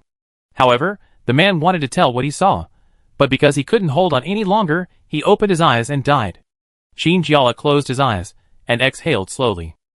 Forget it, Lin Zhonghao put his hand on Qin Jiala's shoulder. We will investigate it thoroughly. How to investigate? Qin Jiala's voice couldn't help but tremble a little. We didn't even see what the other party was. The fact that there were monsters always brought some psychological trauma to her. There were too many monsters seen along the way, each with different characteristics. But the common point was that these monsters were very fierce, and would kill people wherever they went. Lin Zhonghao lowered his body, and took a look at the wound of the man who had died. There was almost no blood left. Only the very scary wound was left, indicating that he had encountered this scary monster not long ago. What about the other person? He might have been pulled into the fan by the monster. The fan was no longer turning, and blood and flesh remained on the blades. Forget it, Qin Jiala wiped his face very tiredly. Since this monster is still here, we will definitely have another chance to encounter it. Most of the people in Qud Medical probably don't know that there is a monster here, right? If ordinary people knew about this, they might not be able to live here so easily. The two were about to leave when they heard the pipe being stepped on, making a banging sound, as if someone was stepping on the pipe and running along the pipe. And these sounds came from a place only separated from them by a wall. Qin Jiala immediately followed the sound and ran forward. This sound was really strange, as if there was a mysterious space in the wall facing each other. But before they came here, they had already looked everywhere and found nothing. So how did this sound come from? Of course, the source must be the monster. Qin Jiala could imagine that when she and Lin Zhonghao went forward to check the body of the man, the monster was hiding behind this wall, waiting quietly. But it may have lost its patience. Before Qin Jiala and the others had completely left, it had already started to get manic, and wanted to escape along the road inside. Qin Jiala and Lin Zhonghao followed the sound and chased forward. But after running for a while, they found themselves back to the original starting point. They returned to the place where they came down from at the beginning. The sound disappeared. Qin Jiala felt very incredible. They had been following the sound all the time. Why did the sound disappear now? Escaped? Lin Zhonghao guessed. Is it possible? Qin Jiala was very confused. Unless there was a space inside the wall, if the monster wanted to escape, it would have to pass through their sight. And the two of them had been following the sound closely, so how could they let the sound disappear from their sight? Lin Zhonghao patted Qin Jiala's shoulder gently. Forget it. Let's not chase it for now. Let's go out and take a look. There would be no result if they continued to chase it now, and if two people died here, others would soon find out that they were missing and send people to investigate. By the time they were discovered, they might be in trouble. They were about to go out, but suddenly saw the door open outside, and two figures appeared there. Someone is coming. Lin Zhonghao pulled Qin Jiala, and the two of them quickly hid in a small corner. They only saw a few people coming in from outside, all wearing the same clothes as the two people just now. Chapter 258. Several people came in from outside. They must have a purpose, so they walked in directly. As they walked, they were still talking. Have you contacted them? The voice was low, magnetic, and had a hint of metal texture, which made people feel very strange. It was a bit like the sound of a metal sound generator, and a human voice. No! Chingyala felt that the next voice was very familiar. It was Miranda's voice. Why would she come to such a place? Did they know someone was missing and came to investigate? I couldn't detect any signal from them.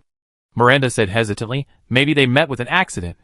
When she just said this, the people following her all took a breath. They were afraid that the accident Miranda mentioned would happen to them. In fact, they were very reluctant to come here. Because in the legends here, places that are strictly prohibited to enter are very unsafe, with monsters and ghosts. But today, they had to follow along for the inspection, which made them feel very uncomfortable. They walked very fast, and no sound could be heard in 2 minutes. Chingyala wanted to follow, but was grabbed by Lin Zhonghao. The two hid in this small corner, huddled together. Why? Chingyala didn't understand why Lin Zhonghao wanted to pull him along, even though it was a good opportunity to investigate the matter. From Miranda's tone, she obviously knew about this matter, but why didn't she show any fear? This monster may be secretly raised by Qd Medical. Lin Zhonghao explained, these captains must know the existence of this monster. You can't go up rashly, or you will expose yourself. Chingyala remembered that they had been following the sound of this monster all the way, but it suddenly disappeared just now. Where did the monster go? Chingyala had a lot of questions in his mind, but there was no way to solve them. Listen to me, go back first. Lin Zhonghao said in an unyielding tone, we will investigate it, but not now, okay?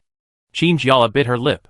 She also understood that it must be very dangerous to follow a group of people, so she had to give up now.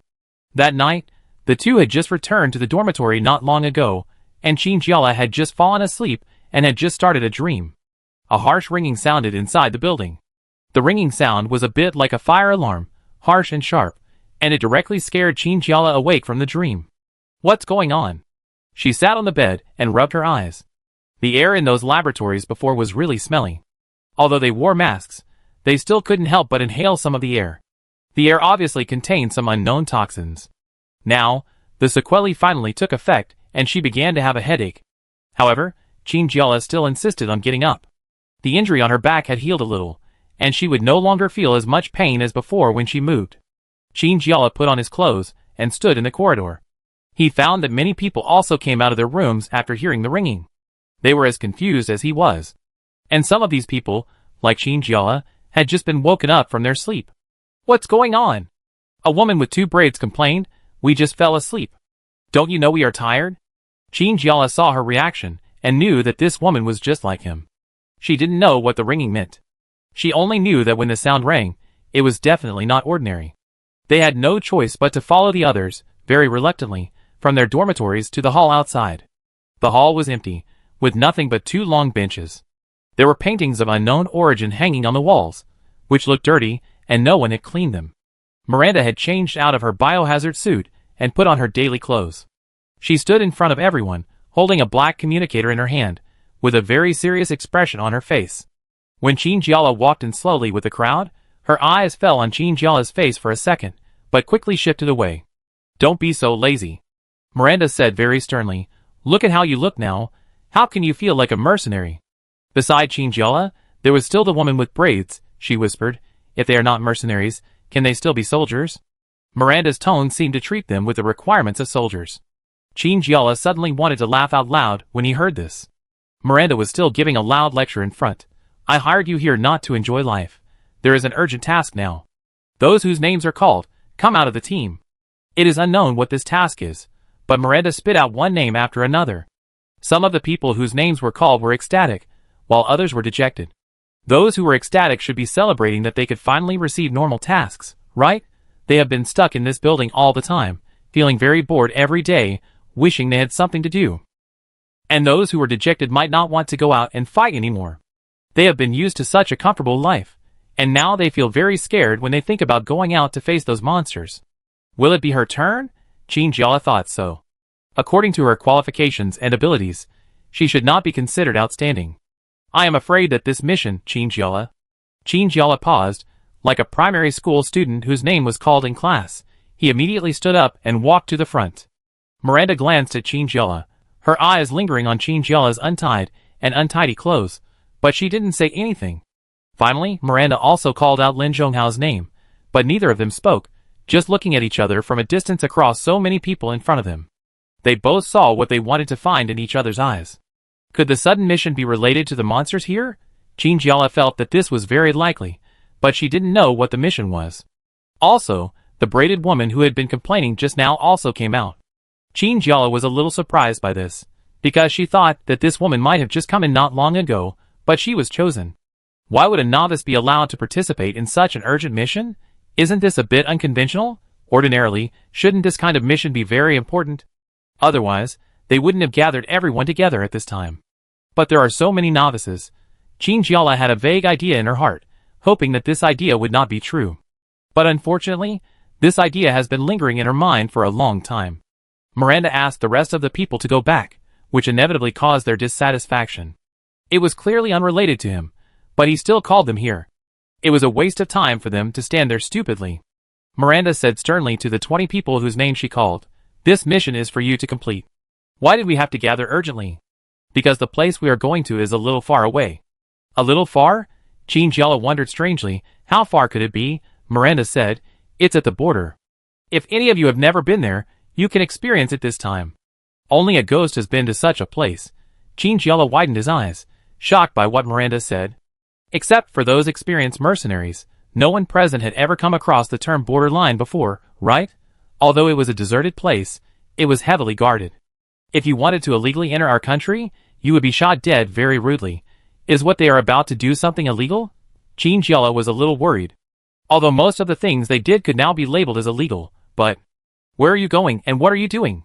The woman with braided hair took out a bubble gum from her pocket and put it in her mouth, chewing it non-stop. Seize samples from the military. Miranda pulled the corners of her mouth open, revealing a very weird smile. Jinjiala, shock. After hearing this, the others finally seemed to be interested and were rubbing their hands. It's finally our turn. A strong man patted his chest and laughed. Jinjiala couldn't help but sweat. For some reason, it seemed that these people had a great grudge against the military. The woman chewing gum seemed to be uninterested and looked away. Miranda smiled. Since we know everything, let's go now. Pack your things quickly. We're about to start. So fast? Jinjiala couldn't help but ask. Miranda crossed her arms. Yes, we won't wait for you to be mentally prepared. I suggest you leave quickly, so as not to fall behind. Jinjiala had no choice but to secretly exchange glances with Lin Zhonghao. She also saw helplessness in the other's eyes. Jinjiala originally wanted to take advantage of this time to tell the military to prepare them. But unexpectedly Miranda didn't even give them this time. Half an hour. Miranda said seriously. Obviously this was an issue that could not be argued about. Pack up all your things and follow me. Jinjiala followed the chaotic flow of people forward, all of whom were crowded together at the exit. She followed Lin Zhonghao's footsteps, almost sticking to him, and whispered, "What should I do?" "Try to send a signal." Lin Zhonghao whispered, "Even if it's just a warning signal, it's better than them knowing nothing." "I don't know about the research institute." "What happened?" "Now they have to transport such precious samples to the border." Jinjiala thought it was not a good idea, and she wanted to try her best to remind them. "I will ask Gu Hingyu and others to try to find Chen Chen's whereabouts during the time we are not here." Lin Zhonghao still whispered, "Leave it to them." Jinjiala nodded. Fortunately, the mercenary mission and the military mission preparation are basically the same, except for the weapons. Jinjiala noticed that the weapons on the Cute medical side were all weapons that were banned from sale on the market. They were all very dangerous, but the damage was also very high. "How is it?" The braided woman pulled out a gun, held it in her hand, and her eyes burst into a light of love. It seemed that she liked guns very much. "It looks good." Jinjiala responded absent-mindedly. She had just tried to send a communication in the bathroom, but the screen showed that the signal was blocked. She tried several times in a row, but each time the result was the same. Jinjiala believed that it was the same for Lin Zhonghao. Could it be that Cud Medical had specially made a way to intercept it in this regard? Jinjiala couldn't help but think worriedly. Her expression made others think she was afraid. The braided woman patted Jinjiala on the shoulder and said, "Don't be afraid, you can hide behind me." Although she looked down on Jinjiala's thin body, he was still her teammate after all. Jinjiala felt amused and helpless at the woman's kindness. "Thank you." "Hurry up." Miranda's face appeared in front of them, waving desperately at them. "The plane has arrived. Hurry up and get on." They boarded the plane from the special exit. This streamlined team had a total of 20 people, and everyone wore the same combat uniform. There were 2 rows of seats on the plane, and they could sit face to face. After sitting down, they had to fasten their seat belts. Miranda checked them one by one, and finally patted the wall. "It's okay." "Ah, new people." Jean flashed out from a corner, showing a mouthful of white teeth. Jean Gialla was still very surprised by his appearance. She thought that Miranda was the only team leader who came with them this time. But this also meant that this mission would be very difficult, if they were to reveal their true colors during the mission. I believe that these 2 captains would not let them off easily. "See how nervous you are." Jean sighed. "It's okay, believe me. With Miranda and I as your captains, everything will be fine." A tuft of his golden hair was exposed under his helmet, and his best smile was on his face. The plane suddenly vibrated, and then there was a vibration from under his feet and the wall. Chapter 259. The plane took off and flew smoothly in the air. Jean Gialla sat on the plane and felt a little dazed for a moment. "Your eyes have always been on her." Jean tilted his head and looked at Lin Zhonghao with a raised corner of his mouth. He noticed that Lin Zhonghao's eyes had almost never been raised from the girl opposite. Perhaps he wanted to say that there was nothing worth paying attention to about the girl opposite. Her appearance was indeed okay, but she didn't look like a woman that they, the mercenaries, would take a few more glances at.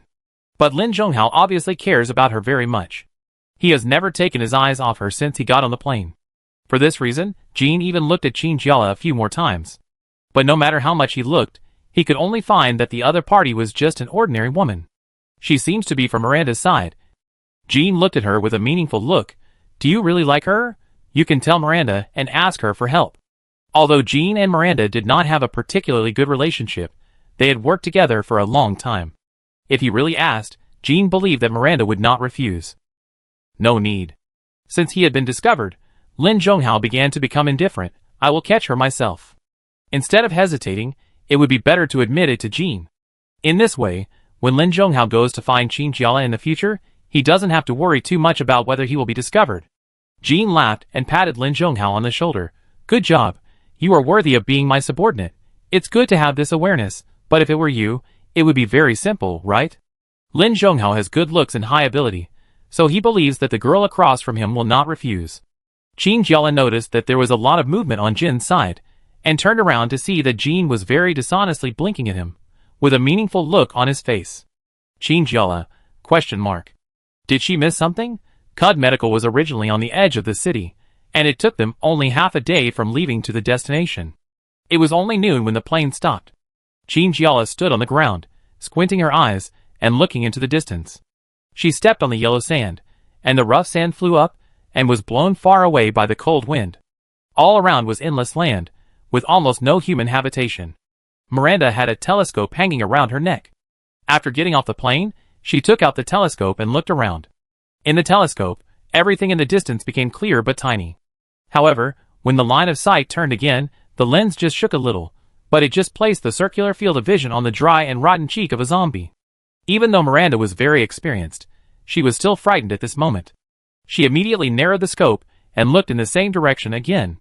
As expected, she saw a group of zombies. They had no target, no source, just walking on this lush plateau. And they were not very far away from them. If they didn't quickly distance themselves now, they would definitely encounter them. "There are zombies. Get out of here quickly." Miranda put down the telescope and ran forward first. Jean followed closely behind, still insisting. "What zombies? Why didn't I see any on the plane? Are you kidding me?" He was used to being careless, and this sentence was not to say that Miranda was lying to him, but more importantly, to ease the tense atmosphere. "Who the hell lied to you?" Miranda gritted her teeth. "Come on, hurry up, hide somewhere." The hundreds of zombies were no joke. Although they had the ability to deal with them, it was better to avoid conflicts. It was a waste of ammunition. After hearing what Miranda said, everyone behind followed. Some of the inexperienced ones had the words nervous written on their faces. Jean frowned and looked into the distance. "There seems to be a building ahead. Let's go in and take a look. There are actually houses here?"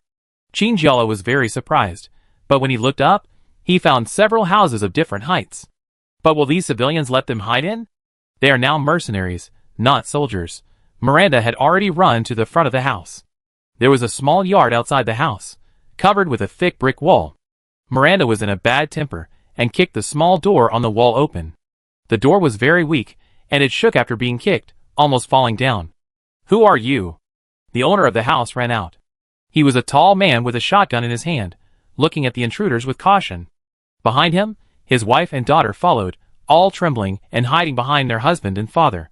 Gene walked up with a smile on his face, raised both hands, and said, "Don't be afraid, we are not bad people, but now there is bad news.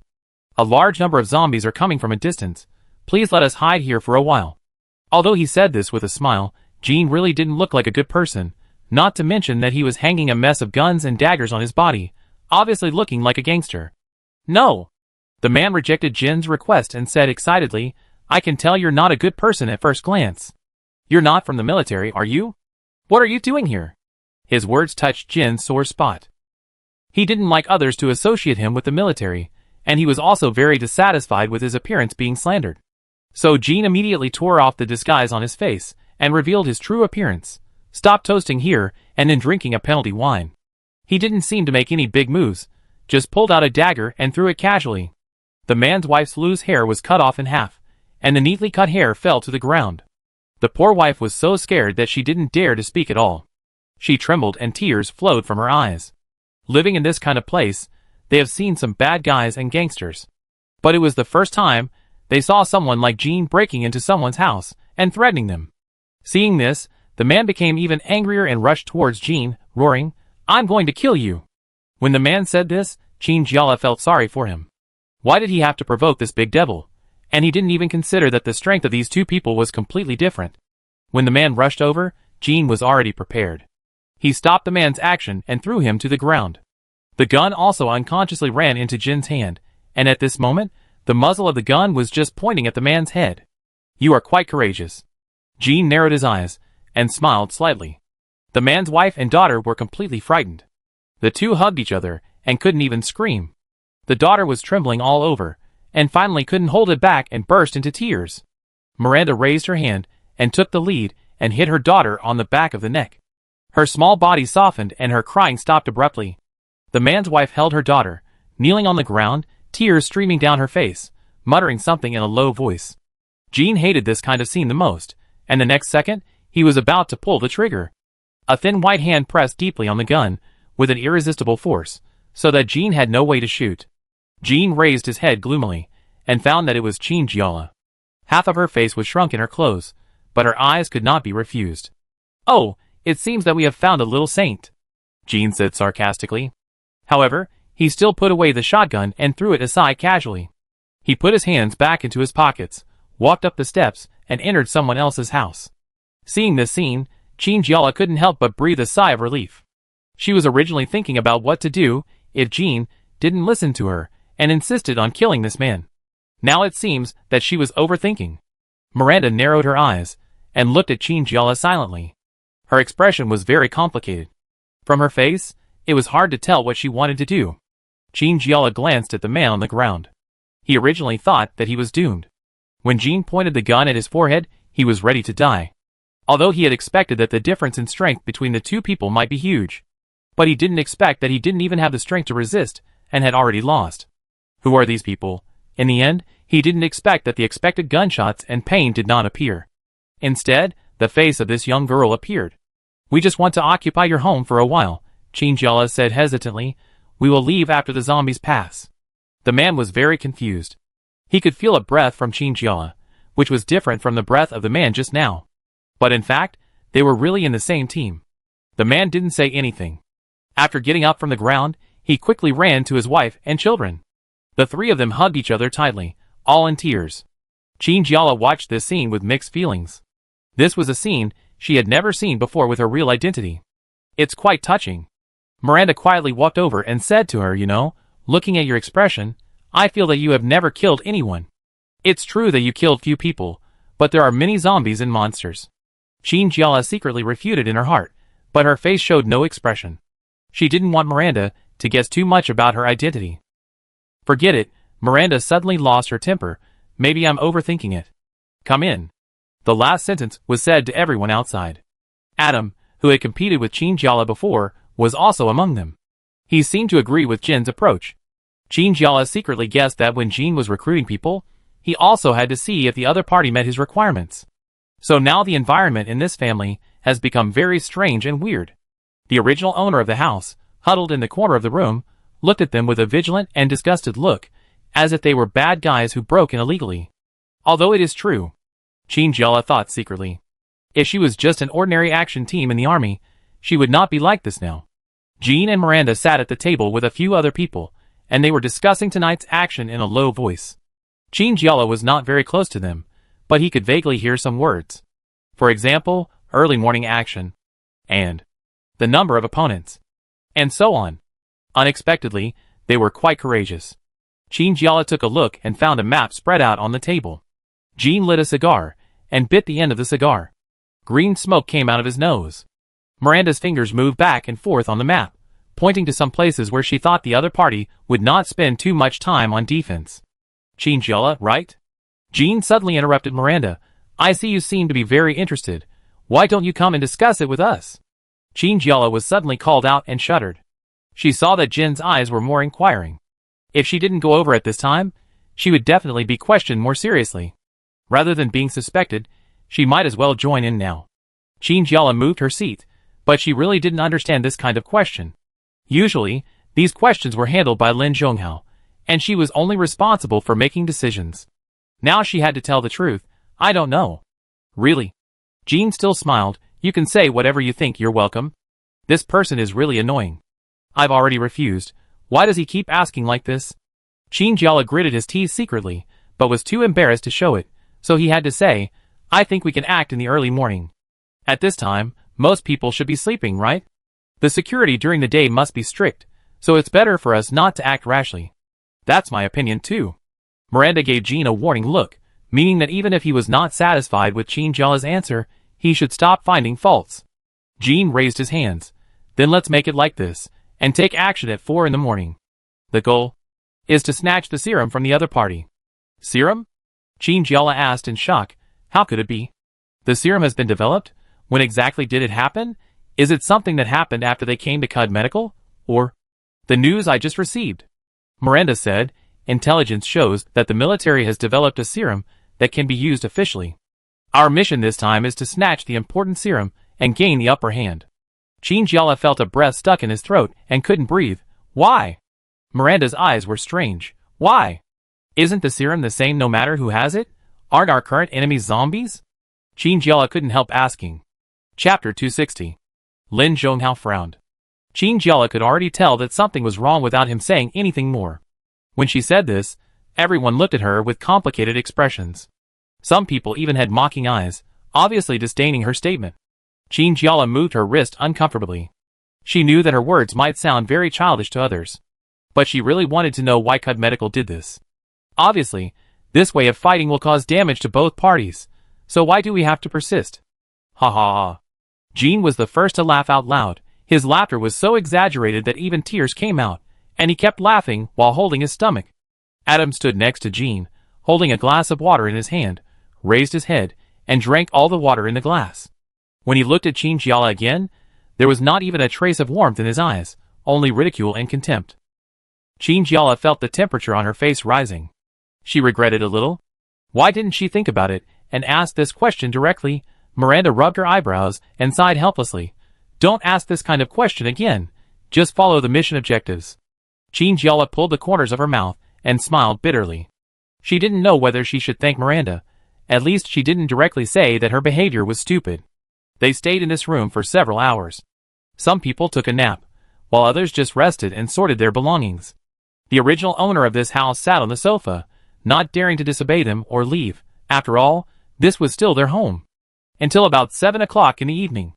Chingyala was originally resting in the room of the owner's daughter with the woman with braids, but heard a noise coming from downstairs. The woman with braids was still sleeping, and was of course very unwilling to be woken up at this moment. She got up from the bed angrily, turned on the light in the room, and shouted angrily, "What's going on?" Chingyala took a look and saw that she was constantly irritable. Even Chingyala didn't dare to provoke her easily. He had to say, "Is there something going on downstairs? Let's go and see it together." The woman with braids grabbed the gun next to her and left angrily. Chingyala followed her. Downstairs was already in chaos. The original owner of the house sat on the ground and trembled. Her wife and daughter were pulled to the other side by Miranda. The bow and arrow in Adam's hand were pointed directly at the man's neck. What's going on? Chingyala felt a headache after just one look. Wasn't everything fine before? Why is it happening again now? Lin Zhonghao stood by the stairs and explained in a low voice why this happened at this moment. It turned out that the male owner wanted to secretly contact the military when they were not paying attention and tell them what was happening now. They didn't go anywhere in the afternoon. When Miranda and the others were in the meeting, they must have heard a few words, such as the fact that they wanted to rob the serum. Miranda and Jean didn't expect that this man, who looked so honest and cowardly, actually had the guts to contact the military when they were not paying attention. If you had been more honest, we would have spared the lives of your family of 3. Jean was shaking a dagger in his hand, and it was spinning very flexibly between his fingers, drawing a snow-white blade light. Adam immediately pulled the bow and arrow when he heard this. The bow and arrow were so tight in his hand that as long as his fingers loosened a little, the arrow would shoot out quickly and pierce the man's throat. Chingyala saw the other 2 people thrown aside by Miranda. His wife looked like she was about to faint, and her face was pale. There was a light in her daughter's eyes, and the tears on her face seemed to have never disappeared. Seeing the scene, Chingyala thought that if he spoke again this time, it would be useless. Jin's personality destined him to not pity these ordinary people, not to mention that this ordinary person almost exposed their whereabouts to the enemy. Do I have to watch this man die? Chingyala bit his lower lip tightly. Buzz, snap! Adam pulled the bow and arrow without hesitation, and the arrow accurately shot the man's throat, nailing him to the wall behind him. The man's life was gone without even bleeding. No! The daughter, who was pressed in his wife's arms, screamed and rushed over, her little feet making a thumping sound on the floor. The small body fell on her father, who still had a trace of residual warmth on his body, but no matter how she called, her father could not wake up again. Dad, Dad. The little girl kept crying until the temperature of the man's body slowly dropped, and he could no longer respond. The little girl finally collapsed, screaming and crying, almost dying. That's enough. Jean couldn't stand the sound of the little girl crying. He pulled out the dagger he had been playing with, and walked towards the little girl angrily. Chingyala knew what he was going to do.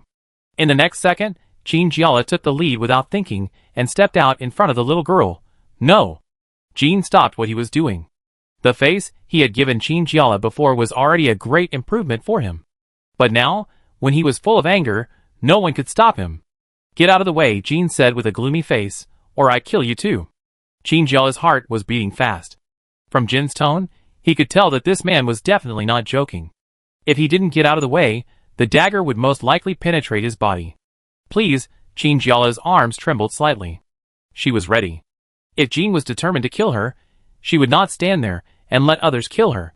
She would definitely resist. She is innocent. The little girl also realized how tense the situation was. Even the air was full of a sense of tightness. She was so scared that she didn't dare to cry. She stared at Chingyala's back. Lin Zhonghao took a step forward. If Jean really wanted to do it, he could only resist with Chingyala. If that didn't happen, it meant that their undercover mission this time was completely over. You are really brave. Jean did not put away his dagger, but quickly turned it in his hand. Before Chingyala could react, the dagger in his hand had already shot out. The man's wife didn't even have time to scream before her body softened and fell to the ground. Blood flowed from her chest, staining her clothes red and flowing to the floor. Mom. The little girl couldn't accept this at all. In just one day, she lost her 2 closest relatives one after another. For her, this day could become the most terrifying nightmare in her life. Chingyala closed her eyes. For a moment, she felt that she couldn't even bear it any longer. She wanted to stand up impulsively, using her greatest strength, even using her special abilities. Maybe this would expose her identity, but she didn't care. She just wanted to give this man a fatal blow, so that he could also feel the feeling of having everything taken away. Jean raised his mouth sarcastically and smiled. What about now? Do you still want to protect her? He knew Chingyala was angry. If he killed the little girl directly, it wouldn't make much difference. But the fact was that if he killed the little girl's parents, she would definitely not be able to survive in this era. Most importantly, it could teach Chingyala a lesson and let her know who was responsible here. Jean thought of this and looked at Chingyala's expression. Sure enough, she had an extremely angry expression on her face, and she looked like she wanted to stand up and punch him. This is great. Hurry up and stand up and resist. Jean thought proudly in his heart. He had long wanted to feel the true level hidden in Chingyala. Yes, He had long guessed that the feeling shown during the test might not be Qingjiala's true level. So why did she hide? The answer is simple, because she stayed here for other goals, and she didn't want to reveal her identity too early. If she could take this opportunity to anger Qingjiala. Jean was calculating in his heart, this was really a good deal. However, Qingjiala seemed to suppress the anger that was coming out of her body. She didn't say anything, but just stood up and pulled the little girl up from the ground. This poor little girl's eyes were dull now. She was hit so hard that she was a little unconscious. When Qingjiala pulled her up, her eyes couldn't focus. Seeing this scene, the other mercenaries felt a little bit sorry.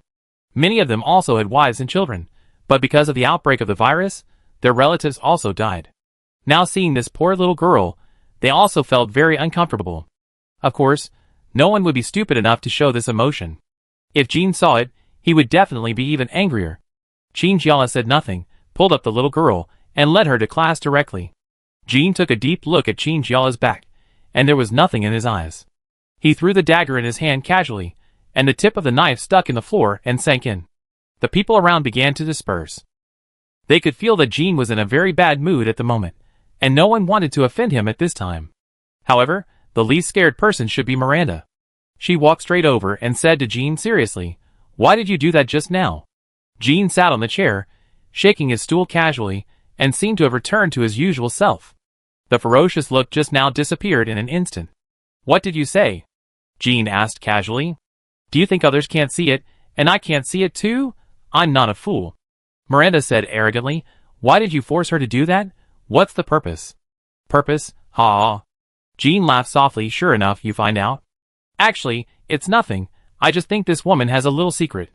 Maybe only a little, maybe a lot, but she is definitely not simple." "Don't talk about her," Miranda said. "The one in your team doesn't look like a loyal person either." Jean muttered, "You mean Lin Zhonghao? Ah, he is the same." Qingjiala took the little girl back to the room, completely unaware of what happened outside. She put the person in the room, closed the door, and gently patted the little girl's cheek with one hand. "Are you okay?"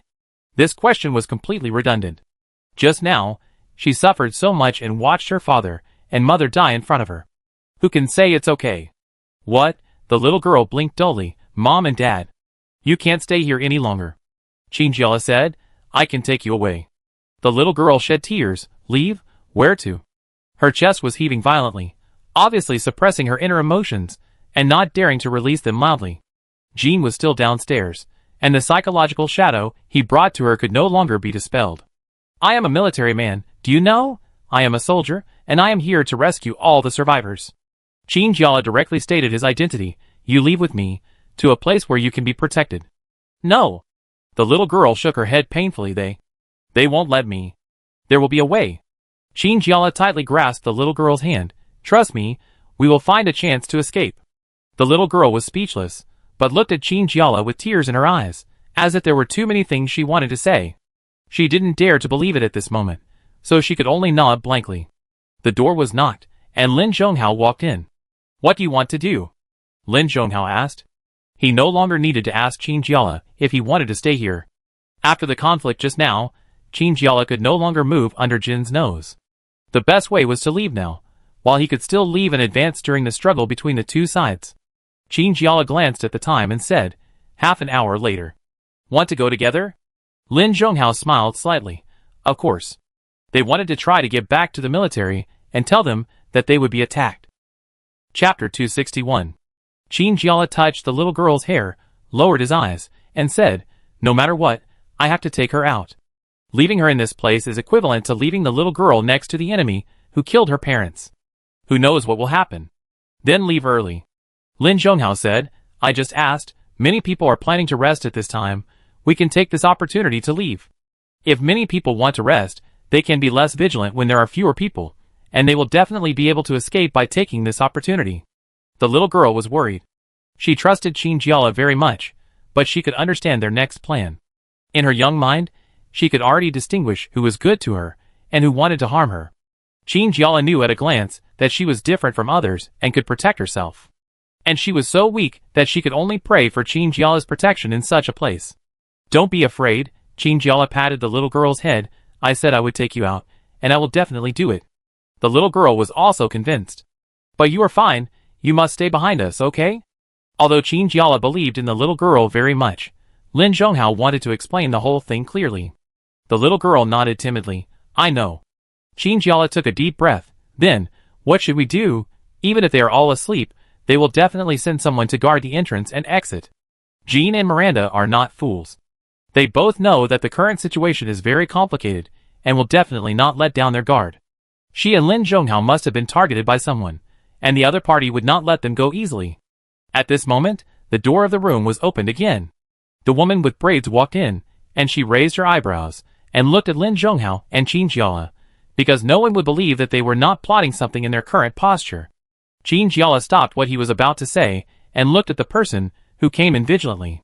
Although they didn't spend much time together, Qin Jiala could feel that this woman was not the type who liked to meddle in other people's business. But if she was determined to tell others what was happening now. Qin Jiala's fingers clenched the bed sheet. She would not let this woman walk out of this house alive. Are you planning to escape? The braided woman's expression was indifferent, but the words that came out of her mouth were not so simple, as if a bomb was dropped in the room, bombarding everyone's ears. Lin Zhonghao jumped up from the ground almost instantly, rushed forward quickly, grabbed the woman's clothes, and pushed her directly against the wall. He was holding a dagger in his hand. The tip of the blade was very sharp, flashing a cold luster. As long as the woman with braids dared to tell their affairs, the knife in his hand would stab her mercilessly, just right into her heart. Qin Jiala also frowned. Although she couldn't bear it, she would never be soft-hearted in such a matter. This was related to their mission, and was very important. The woman with braids didn't expect that her casual words would bring such a big reaction. She raised her hands to indicate that she had no weapons in her hands, and she was not going to expose them. Qin Jiala hesitated for a moment, and said to Lin Zhonghao, let's hear what she has to say. If the other party wants to resist, then it will be too late to get rid of her. Lin Zhonghao slowly put down the knife in his hand, but he did not stop holding the woman hostage. Who knows if this person is two-faced? As long as he lets down his guard, she will shout loudly and attract all the people downstairs. The woman said coldly, honestly, whatever you want to do has nothing to do with me. She glanced at the knife in Lin Zhonghao's hand. She didn't expect the attack just now. Sure enough, the two people in front of her usually hide their true abilities. If Lin Zhonghao really wanted to kill her just now, I'm afraid she wouldn't even have time to resist. I don't have that much loyalty to Cud Medical. The woman said, actually, I came here because I had nowhere else to go. Qin Jiala, why not go to the military base? When the virus first broke out, wasn't there a broadcast in all places where the signal could be received? Qin Jiala was talking about the series of measures taken by the military when the rescue was first implemented. Whether it was on the radio, on the car radio, or on the mobile phone network, various rescue signals were issued to notify all survivors to find the nearest base to avoid the disaster.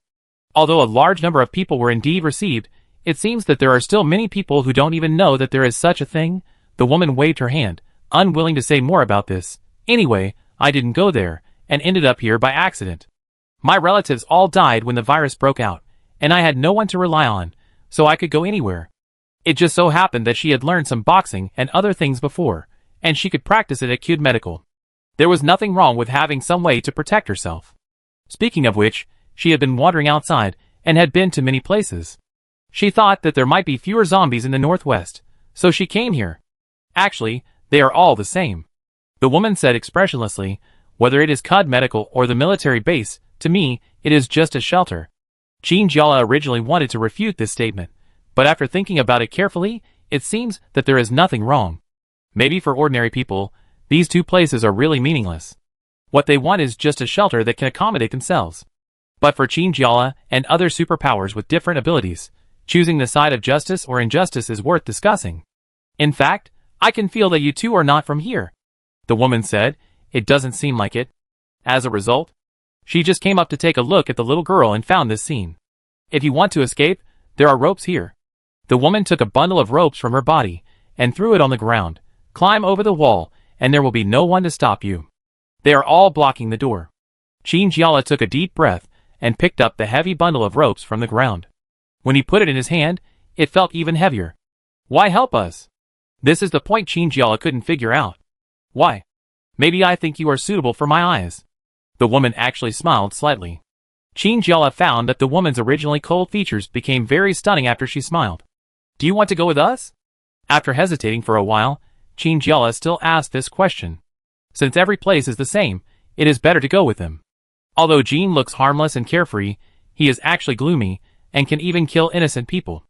Qin Jiala thinks he can't work under such a person. No, the woman shook her head. The smile on her face disappeared in a short moment. She returned to her normal expressionless face. I stay here. I'm used to it. Okay. Qin Jiala did not ask any more. If you need anything, you are always welcome to go to the military base. Qin Jiala's implication was that if Jean found out that the woman helped them escape, it would definitely be bad for her. At that time, if the woman wanted to escape, she could go to the military base. Thank you. The woman obviously understood what Qin Jiala said. I consider it. Since the matter has been settled, Qin Jiala and his friends don't plan to waste more time in this place. They packed up the things they needed to take away, led the little girl, secretly opened the door, and prepared to go downstairs. Just as they predicted, there were no people in the building. However, Lin Zhonghao still held Qin Jiala's hand. Don't go down from here, it's too dangerous. Let's go through the window. Qin Jiala asked doubtfully. Climb through the window? Lin Zhonghao took her back to the room, and the two opened the window. The cold wind outside blew in unscrupulously, making a humming sound. Lin Zhonghao tied the rope to the cabinet next to the window. Fortunately, there were only 2 floors here. If it was higher, this short rope might not be able to support it. Lin Zhonghao said, pull the rope and walk down. If we jump directly, it will make a sound. Moreover, they have to carry a small bag on their backs, which will inevitably hurt the little girl, so they should be careful. Qin Jiala nodded. I know. Lin Zhonghao carried the little girl on his back, pulled the rope first, and climbed out of the window. A minute later, Lin Zhonghao had successfully jumped to the ground, and he was careful not to make any sound. Qin Jiala said to the woman, who was still standing in the room, please do us one last favor. If we escape, please take the rope down. It will be good for you. This way, there will be no trace left, and the woman herself will not be suspected. After the woman nodded, Qin Jiala finally felt relieved. Qin Jiala also followed his example, and jumped off the rope. The two quietly landed next to the house. In front of them was only the wall. As long as they successfully crossed the wall, they could start their escape plan. Just when they thought everything was going very smoothly, Qin Jiala's movements suddenly stopped. Lin Zhonghao heard no sound from behind, and couldn't help but look back, only to find Qin Jiala standing there blankly. The most terrifying thing was that there was a long knife on her shoulder. Because of this knife, Qin Jiala didn't dare to make any sound. The knife was in Miranda's hand, and behind her Jean also came out. You are indeed plotting something. Miranda's voice trembled slightly, but after saying this, she seemed to calm down suddenly and became less fragile. Qin Jiala didn't speak, and Lin Zhonghao was ready for a fight. As if Miranda was not uncomfortable enough, Jean wanted to add fuel to her fire. How is it? This is the person you were planning to use? But as soon as he found out something was wrong, he was planning to leave with his tail between his legs. Shut up. Miranda said coldly. Who are you? Are you from the military? Qin Jiala, you've already guessed it, so there's no need to ask me. She was answering what Miranda said. I see. Miranda muttered softly. I think something is wrong with you, but I didn't expect that you were so brave that you dared to do this at this time. It was time for both sides to fight, and Qin Jiala actually dared to choose to escape at this time, which was really very courageous. You also said that the battle is about to start now. Qin Jiala said, of course I have to escape before that. After saying this, she didn't have time to give Miranda behind her a chance to react, and she had already made a move in an instant, blocking the opponent's long knife back. Ah! Jean was watching with relish on the side, holding up the gun in his hand, and wanted to insert it. But he forgot that there was another Lin Zhonghao next to him. He quickly dodged and kicked at the gun in Jin's hand. But Jean blocked it in time. Interesting. Then I have a small question now, Jean said with a smile. Are you really in love with that woman and want to go with her? Or is it simply because you two were originally acting together? Lin Zhonghao dodged the bullet shot by Jean. What's the difference? The difference is, if it's the former. Jean said, if you still want to come back, it's not impossible to be more tolerant to you. At most, he would treat Lin Zhonghao as a man trapped in love and allow him to come back. Forget it, it's boring. Lin Zhonghao answered like this, and hit Jin's head with the butt of the gun in his hand. Ugh! Jin dodged for a while, and although he avoided the vital part, he was hit on his shoulder, and it was also painful. It was raining slowly in the sky. At the beginning of the rain, it was not noticeable, but as the four of them fought here, The rain was getting heavier. What a pity. Jin's face turned cold, and he fired without hesitation. Qin Jiala did not hesitate anymore, and directly used his superpowers. In an instant, the ice and snow wind directly fixed both people in place. Jin's face was very distorted. Superpower. Chapter 262. Superpowers, superpowers. Miranda paused, her body covered by a thin layer of ice, restraining her movements. Hurry up. Qin Jiala pulled the little girl, picked her up, and sent her to the top of the wall, letting her jump down by herself. The little girl probably wanted to leave this place very much. The wall was quite high, but now she was not afraid at all. When Qin Jiala told her to jump down, she did not hesitate at all, and jumped down directly. Qin Jiala and his team's movements were even simpler. When they turned over, she led the little girl and ran away quickly. Miranda and Jean were too conceited, thinking that if they were the only two of them, they could really contain the actions of Qin Jiala and Lin Zhonghao. However, Qin Jiala and his team were always very cautious in front of other people, and they never exposed their true level, so they could gain the upper hand at this time. The cold wind howled at night, and the dark night sky was dotted with stars, dotted on the curtain, opening the curtain for the final of the human race. Have you contacted them? Lin Zhonghao walked forward quickly, asking Qin Jiala beside him. Qin Jiala kept adjusting the watch on his wrist, which kept beeping because the signal was too weak. The little girl next to him looked up curiously, staring at what Qin Jiala was doing. They were probably far away from the little girl's home now. After running for about 20 minutes, they had already opened up a lot of distance. And Qin Jiala was very sure that Miranda and the others would not catch up. If they chased them out, it would definitely disrupt the plan they had already made. It was not worth disrupting such a plan for Qin Jiala and the others. Moreover, Qin Jiala's identity as a superpower had been exposed. If the two of them still had a little bit of rationality, they should have been investigating their identities now. After all, ice superpowers are really rare, right? While they were investigating, Qin Jiala and Lin Zhonghao would take this opportunity to return to the base. The people from the research institute must be waiting for them on the other side of the desert. Of course, now, there is another important thing. It is not known whether Gu Hengyu and others are still trapped in Qud Medical. Once Qin Jiala and Lin Zhonghao are discovered, it means that Miranda should be able to realize that there are likely to be other undercovers in Qud Medical, so Qin Jiala is now trying to contact Gu Hengyu. She plans to let them meet up and then escape from Qud Medical. No. The signal here is too weak. Qin Jiala raised her wrist, but found it didn't work, so she had to lower it again. However, no matter how she adjusted her position, the signal was too poor, and she couldn't receive any messages. Just when she was about to complain, Gu Hengyu's communication suddenly came through, which scared Qin Jiala, and she hurriedly pressed the call button. How are you? Gu Hengyu looked in good spirits, although there were some dark circles under his eyes, which proved that he definitely didn't sleep well in the past 2 days. He was still in a good mood. Gu Hengyu saw Qin Jiala didn't say anything, and suddenly he was a little anxious. Hey Qin Jiala? Are you okay? Qin Jiala took a deep breath. She didn't say anything just now, because she wanted to find a better way to tell Gu Hengyu about their current situation. Lin Zhonghao and I are on this side of the border. You should evacuate Qud Medical as soon as possible. We have been discovered. Gu Hengyu couldn't accept such a large amount of information for a while. He got up from the ground in a hurry. Through the shaking screen, Qin Jiala could see a pile of parts and drawings on the ground. It seemed that Gu Hengyu should have been busy studying just now. Speak clearly. How did you get discovered? When he gets anxious, his voice becomes unnaturally loud. Qin Jiala frowned and said, Is there anyone there? Speak softly, don't get caught. Really? When will Gu Hengyu be more stable? Oh, this is not important. Gu Hengyu waved his hand to indicate that there was no one else there. What happened there? Explain it clearly. He saw a little girl standing next to Qin Jiala. At that moment, Gu Hengyu also felt a little helpless and angry. You went to save someone else's child again? I've told you many times, don't worry about this anymore. This guy talks too much nonsense. Qin Jiala was too lazy to communicate with him, and gave an order directly. Leave Qud Medical quickly. If we are exposed, they will definitely start investigating the people who went in with us, and you will be found out too. Gu Hengyu panicked. Then what should I do? Contact Sun Yang and the others? Qin Jiala nodded. Hurry up, I leave this to you. We are going to the other side of the border now to meet up with the people from the institute. The country has already produced serum, which is a very good thing for us. Victory or not, it's on this day. Serum. Qin Jiala's words made Gu Hengyu see stars. as if they were not speaking the same language. This. Hurry up, When Qinjiala wanted to continue speaking, the screen was suddenly turned off and returned to the original blue screen.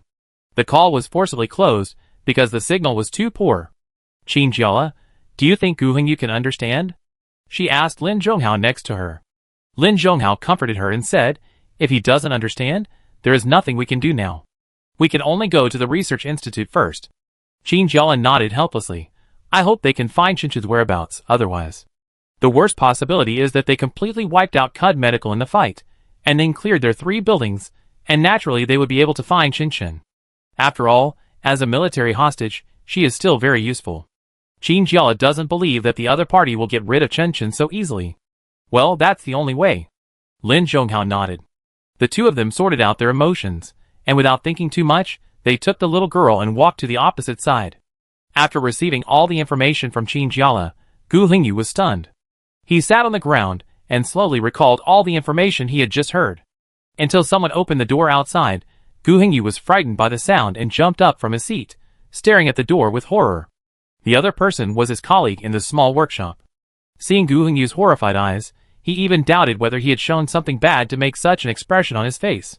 What's wrong with you? Gu Hengyu finally reacted and shook his head and said, It's okay, it's okay. What did Qinjiala say just now? Oh right, he asked him to contact Sun Yang and the others quickly.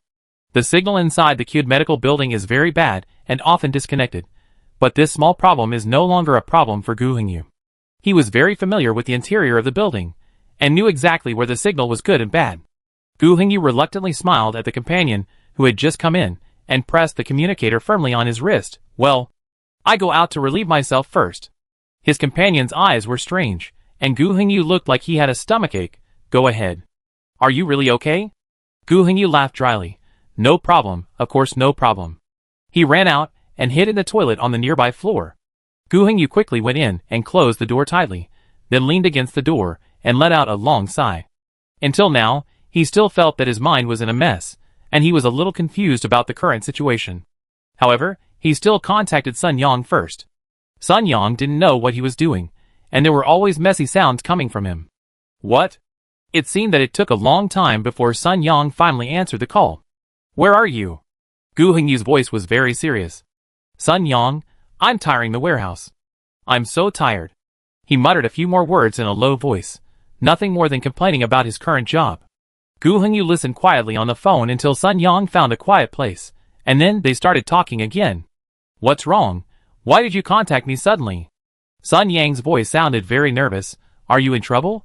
Or is Sister Lele in trouble? Gu Hengyu rolled his eyes, but unfortunately Sun Yang couldn't see it. We are all fine. No, we can't say fine. You quickly pack your things and come to my place with Wang Yilin. We need to escape. Sun Yang, escape? Escape to where? Leave here? What's going on? Gu Hengyu, your dear Sister Lele didn't explain it to me clearly. It's nothing more than that her and Lin Zhonghao's identities have been exposed, so we need to retreat quickly, and you'd better hurry up, because she said there might be danger or something. While the two were discussing this issue, Gu Hengyu and Sun Yang both heard the sirens coming from the other side. The sound was very sharp and extremely harsh, almost piercing the eardrums. Alarm, alarm. A mechanical female voice came from the system in every corridor. There is an intruder. There is an intruder. All channels are closed immediately. It's bad. Gu Hengyu's eyes were filled with despair. He grabbed his hair and said, Hurry up. It must be very chaotic now. Take this opportunity. Let's go quickly. Sun Yang didn't have time to say no. In fact, he was almost losing the ability to think. The alarm in his ear was so sharp that it hurt his ears, and Gu Hengyu's roar was so close. Hurry up. Sun Yang didn't know how he ran into the warehouse. He only remembered that he pulled Wang Yilin over and directly led him to the dormitory. Wang Yilin didn't know what was going on. He hurriedly followed the people forward, and could only see that Sun Yang's face was very wrong. Sister Lele said they were discovered and asked us to retreat quickly. Sun Yang said to Wang Yilin with a pale face. After hearing this, Wang Yilin was actually calmer than Sun Yang. He said, No wonder the alarm sounded suddenly just now. It was to catch us, right? In fact, the main function of this alarm is not to warn everyone, but to make those who have something to hide panic after hearing this sound, and then leave quickly, revealing their true colors. Don't panic. If we don't have anything to take, just go out the back door. Wang Yilin said. The two hit it off immediately. They just got out of everyone's sight. Now everyone is probably confused and doesn't know why the alarm was sounded. Sun Yang and Wang Yilin sneaked around the warehouse shelves and walked to the back door. When they were about to open the door, a cold voice sounded behind them. "Where are you going?" Sun Yang and the others just felt their hair stand on end and froze in place. When I turned around, I found that it was Xiao Feng. She was standing next to the shelf, with an unpredictable expression on her face. "He has a stomachache, I go with him." "To the toilet." Wang Yilin reacted very quickly, and immediately pulled Sun Yang to say it. Sun Yang's cooperation was also very tacit. After hearing this, his waist instantly bent down, as if he was really in pain because of the stomachache. The expressions on the faces of the two people were more sincere than each other. Xiao Feng's expression on her face was very suspicious. "But the toilet is not over there." "Sun Yang, this is because of me. I don't like the toilet here. I like the one downstairs." This reason is really ridiculous, but Sun Yang said it naturally. The alarm in his ears almost never stopped. Sun Yang sincerely hoped in his heart that this woman could leave quickly and let them go. Before, because of Qin Jiala, he didn't have a good impression of this girl. Now seeing her, he only felt even more disgusted. It just so happens that everyone is being called together now. This woman didn't go to the gathering, but came here and grabbed the two of them. What kind of hatred is this, Wang Yilin? Let's not talk about it. He is really uncomfortable.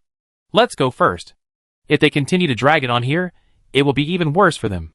If they can meet up earlier, of course, they should be earlier. The earlier the time, the greater the probability that they can get back before the problem is found. Wang Yilin almost dragged Sun Yang and disappeared from the warehouse. The remaining Xiao Feng was still standing there, but her expression was unpredictable, and it was hard to tell what she was thinking. "It's all your fault for saying you have a stomachache," Sun Yang said angrily. "I think that woman must be suspicious. How can two people go to the toilet together?" Chapter 263.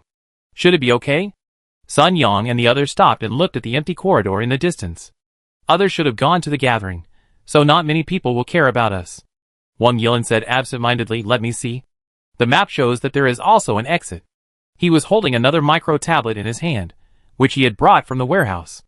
Although this method was not particularly correct, they really needed this thing now. Did you see it wrong? There's nothing here." Sun Yang frowned. There was only an empty wall in the distance. There was nothing else, not to mention an exit. From the outside, there was only a normal wall here, bare and empty. "Impossible." Wang Yilin muttered, "Look for yourself. Isn't there an exit written here?" He showed the tablet in his hand to Sun Yang, and there was indeed a small green sign on it, saying, "Exit." 2 words. Sun Yang took a look and found that Wang Yilin was right, but he didn't know what was going on. The two wasted a lot of time in this small corner, and finally found the button hidden on the wall. Sun Yang stared at the small button and said, "It's not that bad, is it? It's just an exit. How could it be hidden so deep?" Wang Yilin shrugged, "Who knows, but..." The two people's words suddenly stopped when they saw the scene in front of them. What appeared in front of them seemed to be more than just an exit. They found that what appeared in front of them was a small laboratory with a strong smell of disinfectant. This smell was familiar to Wang Yilin. He often went in and out of these places in the hospital, and had long been accustomed to this smell. But how could there be such a smell in this small place?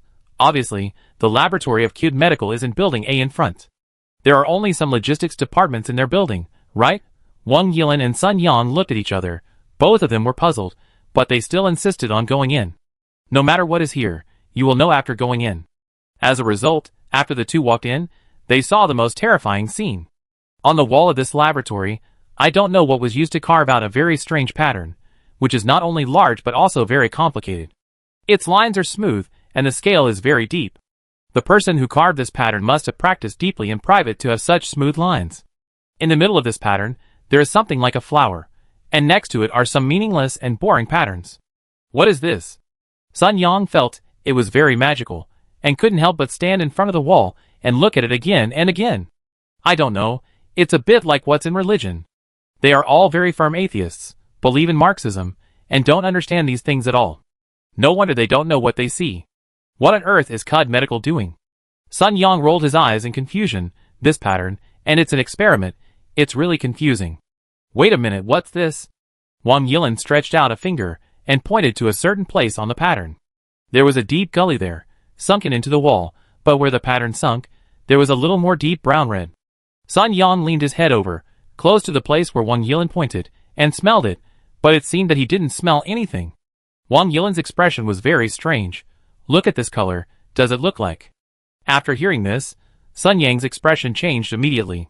He realized what Wang Yilin wanted to say. The only possible thing for this color and texture is blood. How could there be blood on the pattern? And how did the blood get spilled on it at this position? Sun Yang was nearly 1.8 meters tall, and the position of the pattern was just right for him to look straight ahead. Who would leave blood in this place? This place is not simple. Wang Yilin's expression was very solemn. He had a hunch that they seemed to have accidentally discovered an incredible secret. What exactly is Cuter Medical doing in this small room? Is this pattern related to what they are going to do? Sun Yang walked around the laboratory again and found that the computer on the table was still on, and the screen was emitting a very weak light, but they just didn't see it. On the keyboard of this computer, several letters also had bloodstains like the pattern, which turned dark, proving that it had been a while. Too scary. Wang Yilin frowned. We have to tell this. Sun Yang touched the computer, but he didn't expect that the computer, which was originally in standby mode, was turned on directly because of this small touch. The screen suddenly changed from dark to the original light color, emitting a bright light, shining on Sun Yang's face. This computer was obviously open because the previous user was too careless and left the interface open. When the computer was woken up again, it naturally stayed on the previous interface. On it was a person's basic information, with a dull photo and some specific information written next to it. Sun Yang looked down the form and found that there was something more on the man's information. Survival status, poor, death time, 3 days. Wang Yilin was shocked by what Sun Yang said. What a mess. There is even a time of death. What kind of form is this? Sun Yang was very unconvinced. It's written like this, come and see for yourself. Wang Yilin drew his attention back from the pattern on the wall and began to study the computer on the desktop. This computer stores the information of many people. Unlike other information, each of these information has survival status written on it. And time of death. Except for one woman who was in good condition, none of the others seemed to have lived for more than a month. What is going on? Wang Yilin looked at the forms in front of him in confusion, and at the same time, he felt a little uneasy. What do these two data mean?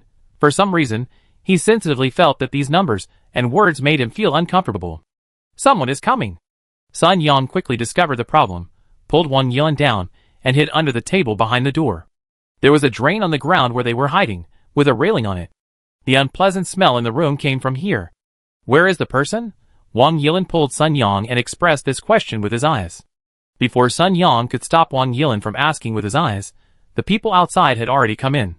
Judging from the footsteps, there were only 2 people. And the footsteps of one of them were very strange, as if the trouser legs were too long and dragged on the ground. Then, the footsteps of the 2 people suddenly stopped, and one of them seemed to be standing next to Sun Yang. The smell of people, said the deep voice. The person who came in with him said, it might be the person from before, after all, it's only been a few days. The deep voice took a deep breath and exhaled slowly. This breath and exhalation was performed by him in a strange way, as if it was more than just breathing. Sun Yang suddenly had a very strange thought in his mind. Can this person feel their presence? Or did he know they were here? Fortunately, regardless of whether this person could smell the presence of Sun Yang and the others, he did not say it, and sure continued to talk to another person. The experiment failed. Where are the 2 who succeeded? According to your instructions, we have gone to the border to grab the serum. The other person said very respectfully. It seems that these 2 people should be in a relationship of superior and subordinate. Serum. The military is too fast. We have to hurry up. The boss said. Yes. According to the report they sent, it seems that a traitor was found in the team. The subordinate seemed to find it difficult to say this sentence. The word behind it should be very unfriendly to him, and he is a superpower. The 2 words superpower and traitor are linked together. Sun Yang and Wang Yilin couldn't help but go to Qin Jiala first. Now that I think about it, only they can meet this condition. The low voice was very excited, his breathing became heavier, and more, it turned into a wheezing sound, like some kind of beast, staring at its prey in the dark. Superpowers are good. We can do experiments if we catch them. Yes. Once we grab the serum, we can catch those 2 people. The subordinate said, why is the computer here turned on? He saw the computer that Sun Yang and Wang Yilin had just touched. They forgot to turn it off, and were still on the page with the data. Ordinary people are too fragile. We need more people with special abilities. the boss said, as if it didn't matter to him whether the computer in front was turned on or off. You are right. The subordinate immediately pulled back his thoughts and said respectfully, you also go to help, or find some more people. The deep voice ordered, this is a direct contact with the military, we need more manpower. The man walked to the pattern on the wall, read a few words to the pattern, and then found that there was blood on the pattern that had not been wiped clean, and immediately became furious. I told you to wipe it clean. What idiots are these sanitation workers? They can't even handle such a small matter. The main thing is that these bloodstains are only found in people who have undergone experiments. For ordinary people, this blood is very dirty, and should be disposed of immediately. The blood is very dirty. The deep voice said slowly, this is blood that has been fused with my genes. Do you think it's dirty? No, no, no. The subordinate was so scared that he knelt on the ground. When he realized what he was thinking, he began to get anxious. I obviously can't reveal my inner thoughts in front of adults, but I was so angry just now that I didn't control myself. Forgive me, I said something wrong. You can punish me, but please spare my life. The man actually started to cry, stretched out his hands, slapped himself on the face, and kept muttering, please, for the sake of my loyalty to you, spare me. Sun Yang and the others overheard this and couldn't help but feel curious. What kind of man could scare him so much that he became so scared in an instant? However, in the next second, the man's voice of crying and begging for mercy stopped, and the whole house became silent, without any sound. What happened? Could it be that the man was killed just a moment ago? Sun Yang couldn't help but feel terrified. Obviously, his current strength is not low, but just now, he didn't feel anything, and it was over? What method did this person use to kill the man? He couldn't understand this at all. The fear of the man before his death seemed to have reached him. Just like when he came, this adult who killed a person unknowingly slowly left. When he walked to the door, he seemed to be very confused. He couldn't help but take another deep breath, but the air was full of blood and he couldn't feel anything, so he had to leave.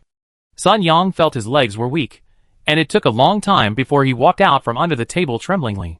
When he came out and saw the result, he almost vomited. There was a man's body lying on the ground, lying on his back. His stomach was cut open, and all the flesh and organs inside were taken out. The whole room was filled with a very strong smell of blood. Wang Yilin also turned pale when he saw this scene. He pulled Sun Yang and said, let's go quickly. If he continued to stay here, he didn't know if he would vomit. The two people left with very painful expressions. Sun Yang's mind was full of the scene on the ground just now, so he didn't say anything. However, he also understood one thing. The other party's purpose was to conduct some kind of experiment, which was probably to inject something into people, and this thing contained the genes of that adult, perhaps something like blood. But many ordinary people can't bear this kind of gene. So the data they just saw, such as survival status, should be the time the person being experimented can bear this gene. Not to mention that his purpose was still a superpower. Sun Yang felt a deep fear. Chapter 264. Sun Yang felt a chill on his back and said tremblingly, no, I have to contact Sister Lele.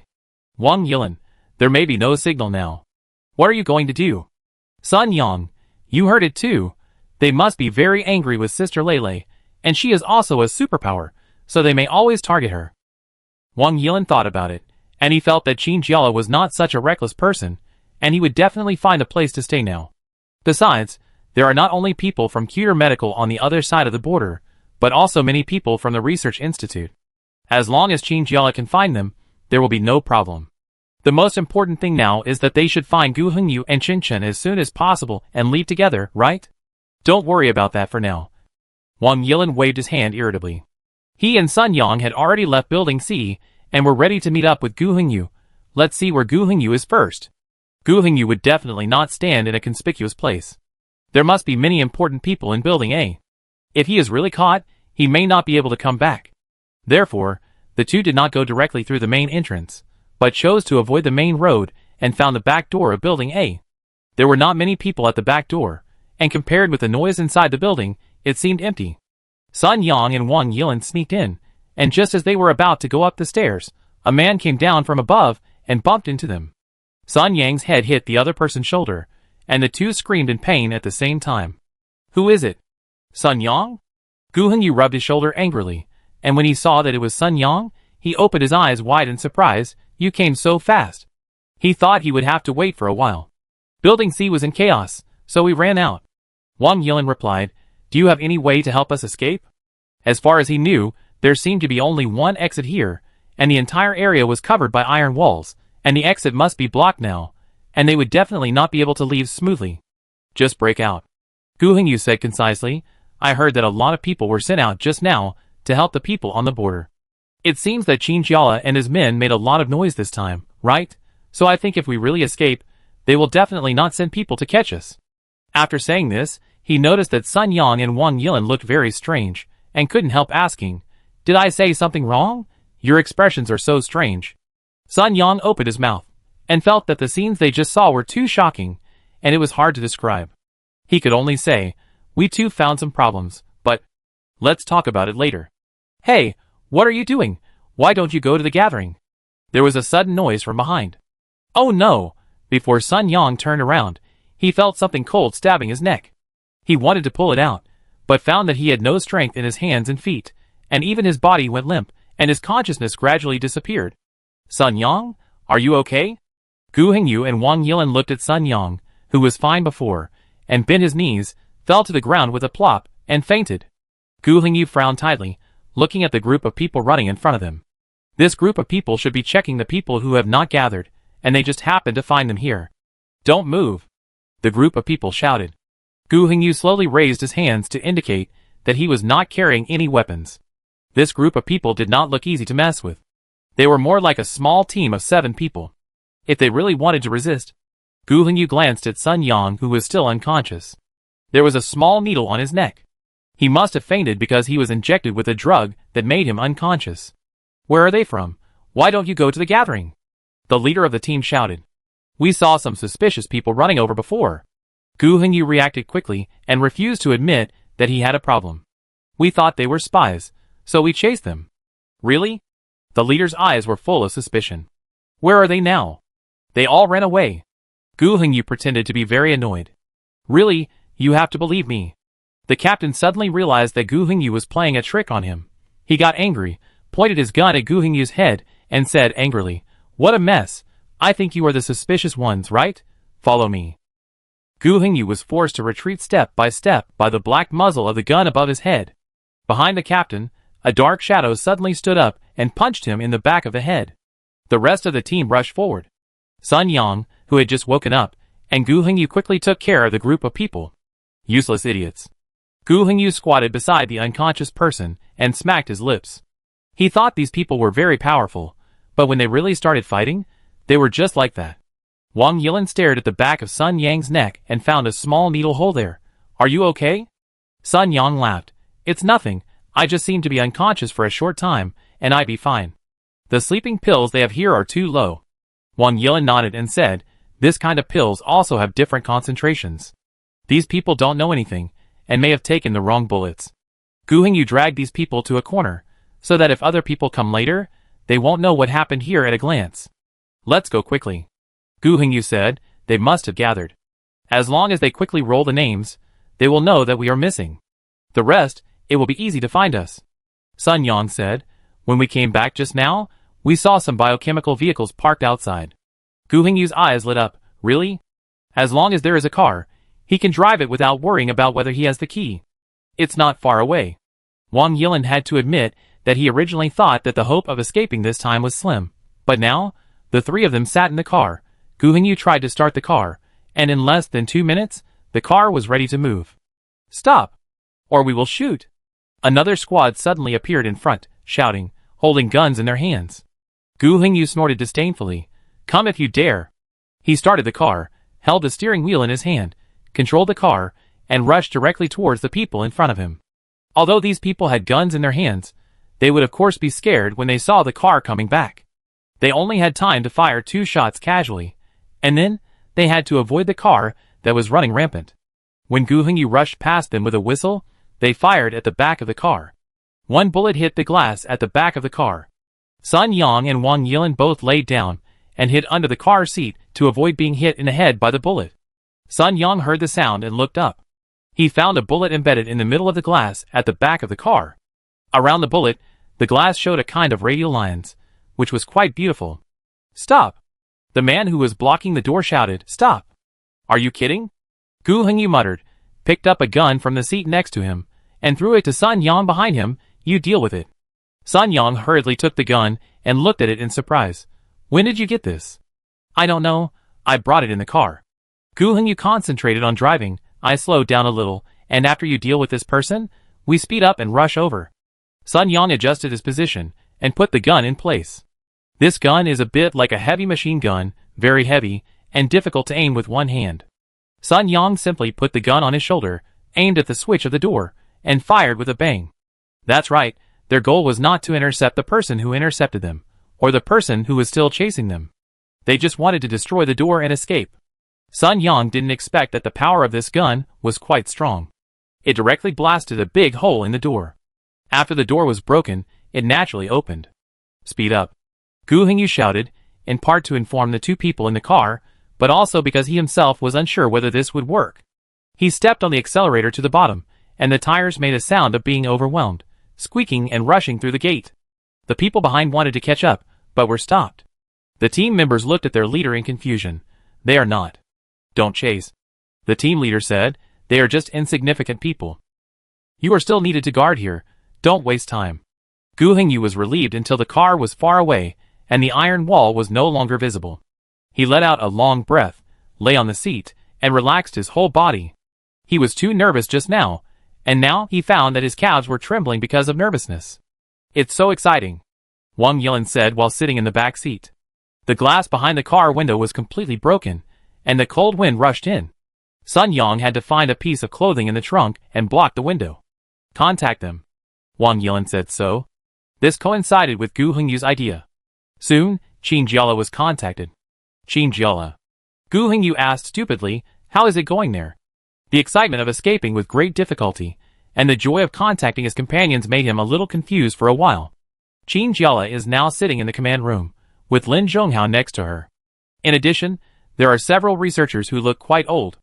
They all look solemnly at the silver-white box on the conference table. Not long ago, just a dozen minutes ago, this box was opened. This is a freezer, used to protect the contents from being infected by other temperature environments. And Qin Jiala also saw with his own eyes the treasure that will save the future society of mankind. 3 serums were placed in the box, each of which matched the grooves in the box. It is hard not to suspect that this box was specially customized. The serum is emerald green, with a mysterious sheen. Researchers say that anyone infected with the zombie virus can use the serum to return to their human identity. However, the cost of this serum is very high, far exceeding the price of current drugs on the market. Perhaps later, when the formula is familiar, cheaper medicinal materials may be found to replace it, but now, the entire research institute has simplified the medicine to the simplest level, and only made these 3. And I have to say that when using the drug, the process will be very painful. The researcher said. What kind of pain? Lin Zhonghao asked. The researcher looked at him with disapproval. It's as painful to become a zombie as it is to recover. As soon as this was said, everyone fell silent. Qin Jiala and other superpowers don't know what it feels like to become a zombie, because they won't be infected at all. Therefore, they may not be able to experience this kind of pain. This medicine is used for. Qin Jiala spoke weakly. She thought of Meng Xian, who was still suffering at the moment, if this medicine could be given to him. The researcher saw what Qin Jiala was thinking at a glance. He couldn't help but feel sad for her. But the fact is that there is only so much serum, of course. Those more important people should be used first. In the base, there are several people who are infected and have not turned into zombies, but Meng Xian may not be one of them. The researcher had no choice but to say, it's not certain yet, and it's not something we can decide. It depends on the specific arrangements. Qin Jiala sighed slightly. She knew in her heart that this serum was too precious. So, she forced herself to cheer up and said, it doesn't matter. If you can't wait this time, you can wait for the next time. At this time, she received a call from Gu Hengyu, which slightly diverted Qin Jiala's attention. Do you have a map? Send a copy over. Gu Hengyu said, we don't know how to get there. Yes, wait a minute. Qin Jiala stood up and wanted to walk to the computer, but he couldn't help shaking. This shaking lasted only about a second, so short that Qin Jiala thought it was an illusion. But the dizziness caused by the shaking was also very real. Chapter 265. What is this? Qin Jiala held onto the table, feeling his balance unstable, and almost fell to the ground. Lin Zhonghao pulled Qin Jiala aside. I don't know, how could there be a sudden earthquake? The two of them looked at the researchers next to them. Their faces were also full of confusion, and they had no idea what was going on. However, among these researchers, some reacted faster, quickly took out the detection equipment, and quickly checked it. The results showed that there had been no ground fluctuations before this, which means that if it was really an earthquake, it came suddenly without any signs. Protect the serum. The researcher said to Chinjiala, "The reason we brought the serum here is because we made a deal with Country A and decided to work together to break the virus. Our serum is too expensive and requires further research from the other party." Both parties promised to make the deal here. After hearing this, Chinjiala was almost crazy. If there is such a thing, why didn't you say it earlier? Now in the temporary camp, except for a dozen researchers, there are probably less than 50 people who can fight. This is serum. Such an important serum. Could it be handed over to them for safekeeping so easily? Don't worry, the researcher's face was pale, and he didn't look like don't worry at all. The other side will also have protection measures, as long as we can hand it over to the other side. As he was speaking, the ground shook violently again. This time, the amplitude of the vibration was even greater, and even the table began to shake, and the silver box placed on it kept shaking. Zhang Qing hurried in from outside. It was the first time he heard about the serum trade. He was busy arranging personnel and making various preparations. He felt exhausted.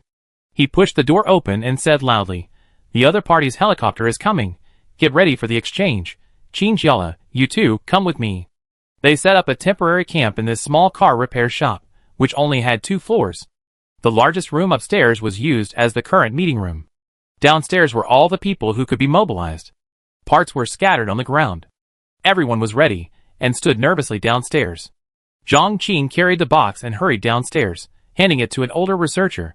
The researcher had black eyes on his face, and trembled as he took the box, as if he was holding the most precious item. Zhang Qing patted the researcher on the shoulder and said, "The serum is here with you. You have more seniority here, so you can make the exchange." Although this researcher is experienced, what he holds in his hands now is the hope for the future of the country.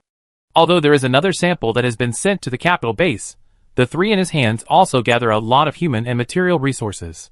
His face turned pale, and he hugged the box tightly in his arms. Zhang Qing cleared his throat and said to everyone, "This exchange mission is very important. Because it is a temporary mission, we are not well prepared. Chinjiala, didn't you just come back from Cuter Medical? Tell me about the situation." Chinjiala took over Zhang Qing's words and continued, "The other side has a total of 20 people. This is just the number when we left.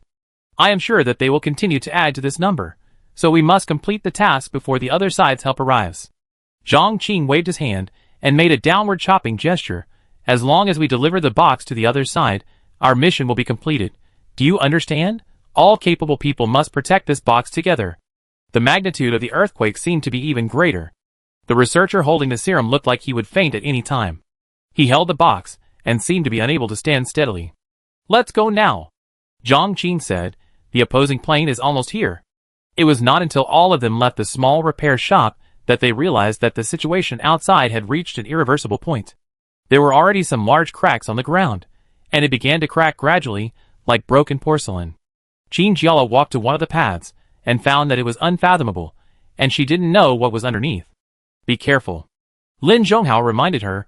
"We don't know what's underneath, but if we fall down, we won't be able to come back." Chinjiala nodded.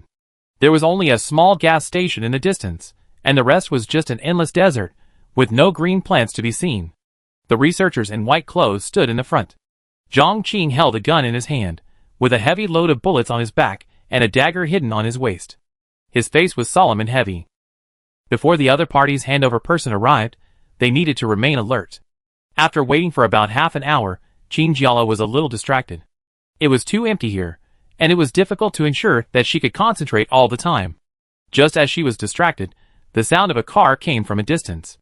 The other party did not use a plane, but chose to drive? Chinjiala was a little confused, and before she could solve this doubt, Zhang Qing suddenly roared, "Quickly retreat, this is not someone from Country A." He raised his gun and fired at the car. However, the car was going too fast. Some bullets may have hit the car body, but the car did not slow down. The other party kept stepping on the accelerator. When he was about to get close to them, the car window suddenly dropped and a black gun muzzle stretched out from inside, aiming at them. "Back off," Zhang Qing shouted, hiding the researcher holding the box behind him, and kept firing. The other party also fired at the same time, and the bullets raised a cloud of dust on the ground. But the other party didn't seem to hit anyone. Qin Jiala was choked by the flying sand. She raised her left hand and covered her cheek. At this moment, she suddenly realized something. According to the distance between the two sides, it shouldn't be that no one was hit. The group of researchers didn't know how to hide at all. They just knew how to run away. It should be easy to hit them, right? If they didn't hit them, it could only mean that the other party had other intentions. Qin Jiala suddenly woke up, picked up the gun in her hand, and took a few quick steps forward. Sure enough, she saw that among the researchers, 2 people in black clothes had mixed in. "Get out of the way!" Qin Jiala fired. However, the other party dodged very flexibly. It was indeed right. The other party took advantage of the chaos and took the opportunity to steal the serum. Don't even think about it. Now, the dust and sand have slowly dispersed, and Qin Jiala saw the other party's faces. It was Jean and Miranda. The moment he saw Miranda, Qin Jiala was still a little dazed. The other party drove over with 3 cars, and some people got off the cars one after another. At this moment, Qin Jiala glanced at the crowd and found that the woman with braids was not there. "Who are you looking for?" Jean dragged his voice lazily. "Oh, if it's your friend, she has been thrown to feed the zombies by us now." Qin Jiala's pupils suddenly shrank. "People who help traitors are naturally traitors," Miranda said in a deep voice, and quickly attacked Qin Jiala. Qin Jiala glanced at the people on the opposite side, and found that they brought almost everyone back this time. In addition to the 20 people who came with them, there were also some others. Sure enough, help was sent. Qin Jiala secretly thought it was not good. The scene became very chaotic for a while. The researchers had to evacuate in the direction of the gas station. They had no weapons and no skills, so they had to hide and leave the battlefield to others. All the people from Cud Medical rushed up and trapped them here. When Qin Jiala was fighting with Miranda, he suddenly noticed that Jean didn't seem to be here. Where did he go? Qin Jiala had a bad premonition in his heart. "Do you still have the energy to look around?" Miranda hit Qin Jiala's left neck with a long stick in her hand, with a whistling sound. Qin Jiala grabbed it with his backhand, and with a thought, he used his supernatural power to spread ice mist in his palm, and quickly froze it upwards along the stick. "TSK." Miranda threw the stick away. "I didn't realize it before. You hit it quite deeply." "Same here." Qin Jiala stopped his supernatural power, and he didn't feel relieved either. Miranda was more powerful than she looked. If she hadn't reacted quickly, she would have been injured many more times. But the more she fought, the more she felt something was wrong. Miranda seemed to be trying to stop her. Qin Jiala had sensed something. She wanted to go to the gas station to see what was going on, but Miranda blocked the way in front of her. "Get out of the way!" Qin Jiala shouted angrily. "Then fight." Miranda snorted coldly and started to attack again.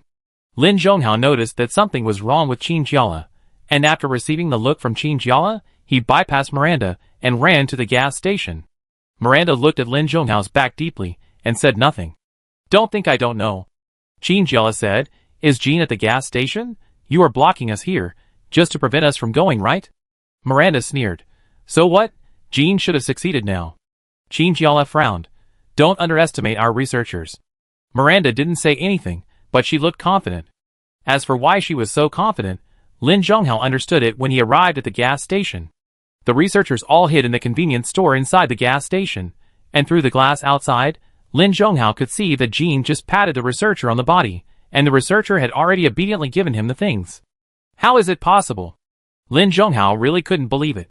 Although the researchers were not very powerful, they would not just give it to him. He rushed in and found that the researcher standing there had his eyes turned blue. "It's you?" Lin Zhonghao knew who had attacked Qin Jiala after being controlled some time ago. Jean held the silver box and smiled slightly. "Yes, didn't I tell you?" The expression on his face was obviously revenge for the fact that they didn't know that Qin Jiala was a superpower. "Forget it, I can't get that much now."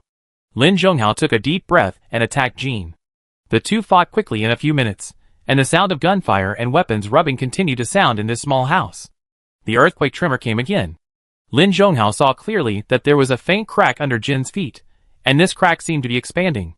Good opportunity. Lin Zhonghao secretly calculated in his mind and deliberately revealed a flaw to let Jin attack him. When the bullet in Jin's hand penetrated Lin Zhonghao's forearm, he leaned forward, and there was a vibration under his feet. The crack in the ground continued to expand, and Jin stepped into it. Jin's 2 hands were on the ground, Half of his body fell into it, and the serum returned to Lin Zhonghao's hand. Jin's expression was ferocious, his facial features were twisted together, and he looked evil and terrible. It won't be long. What? Lin Zhonghao frowned and asked. The adults will be here soon, and when that time comes, all of you will die together.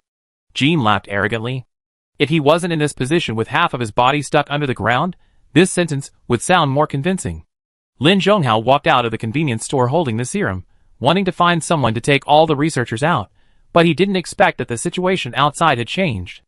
At some point, the sky began to darken, and the dark clouds turned dark purple and connected into one piece. The earthquake vibration did not disappear, and the cracks in the ground became larger and larger. In the center of the battlefield, a man in a black robe appeared. A dry arm stretched out from under the robe. Nice to see you here, psychics. The man made a low voice.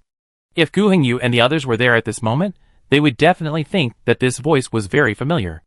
This was the voice they heard when they were hiding in the secret laboratory in Building C. I have always believed that psychics should unite. The man continued, we should not quarrel with each other like this anymore. The superpowers are the saviors of the virus world now. You don't know how important your genes are. Stop. Xin Jiala interrupted the man impatiently. Who are you? This person has been saying some inexplicable words since he appeared, and he didn't even introduce himself. It's really weird. Now the timing is not right. Lin Zhonghao held back his laughter. The man paused, and he wanted to lose his temper with Xin Jiala, but he finally held back. I am also a superpower, but I am a little different from you. Chapter 266. His goal is the serum. Xin Jiala shouted, don't let him get close to the serum. But it was too late. The man in black robe did not get any information from them that he could cooperate with him. He stretched out a pair of dry arms from under his clothes and rushed directly towards Lin Zhonghao. Lin Zhonghao turned around to avoid it. He was still holding the silver box at his arms, so it was inevitable that he would have some inconvenience in his actions. Zhang Qing roared, picked up the machine gun, and fired at the man in black robe. However, what surprised everyone was that the bullets had clearly been fired, and everyone saw that they had clearly hit the man, but he did not react at all, and rolled up his robe as if he had collected all the bullets. How? How is it possible? Zhang Qing's eyes were about to fall out of his sockets, and the machine gun in his hand was very hot, telling him that everything that had just happened was not an illusion. Didn't I say it? The man in the black robe laughed strangely. I am also a superpower after all.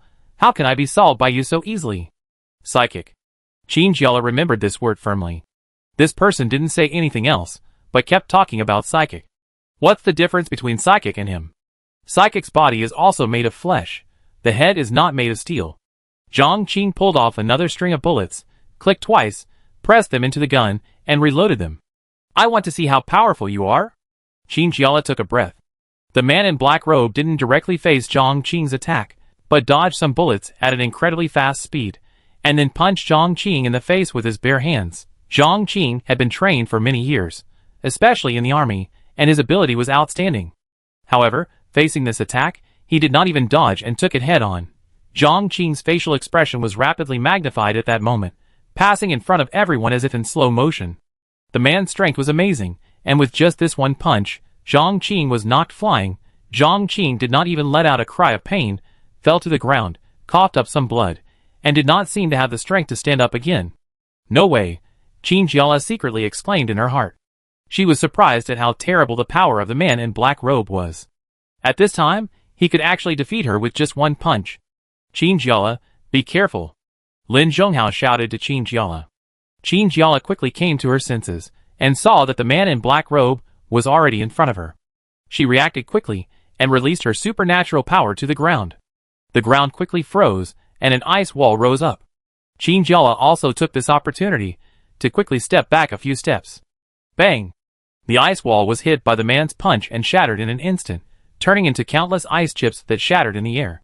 Xin Jiala shuddered, not daring to imagine what it would feel like if this punch hit her face. I'm afraid she would be like Zhang Qing, lying on the ground and unable to stand up. Lin Zhonghao put the box in a very obvious place and rushed up himself. Although it looked a bit stupid to put it in an obvious place, he could spare his attention to protect it. If it was placed in a too hidden place, it might be secretly taken away without knowing it. In just 1 minute, Lin Zhonghao fought with the black-robed man at his fastest speed. The two men punched and kicked each other, and the sound of kicking rang out on this yellow land. You are also a superpower. During the fight, the black-robed man was able to think and talk at the same time. Lin Zhonghao gritted his teeth and kicked the black-robed man hard on the shoulder. This kick felt very strange, as if there were not many bones in this person's body, only skin and flesh, and he was completely useless. Man.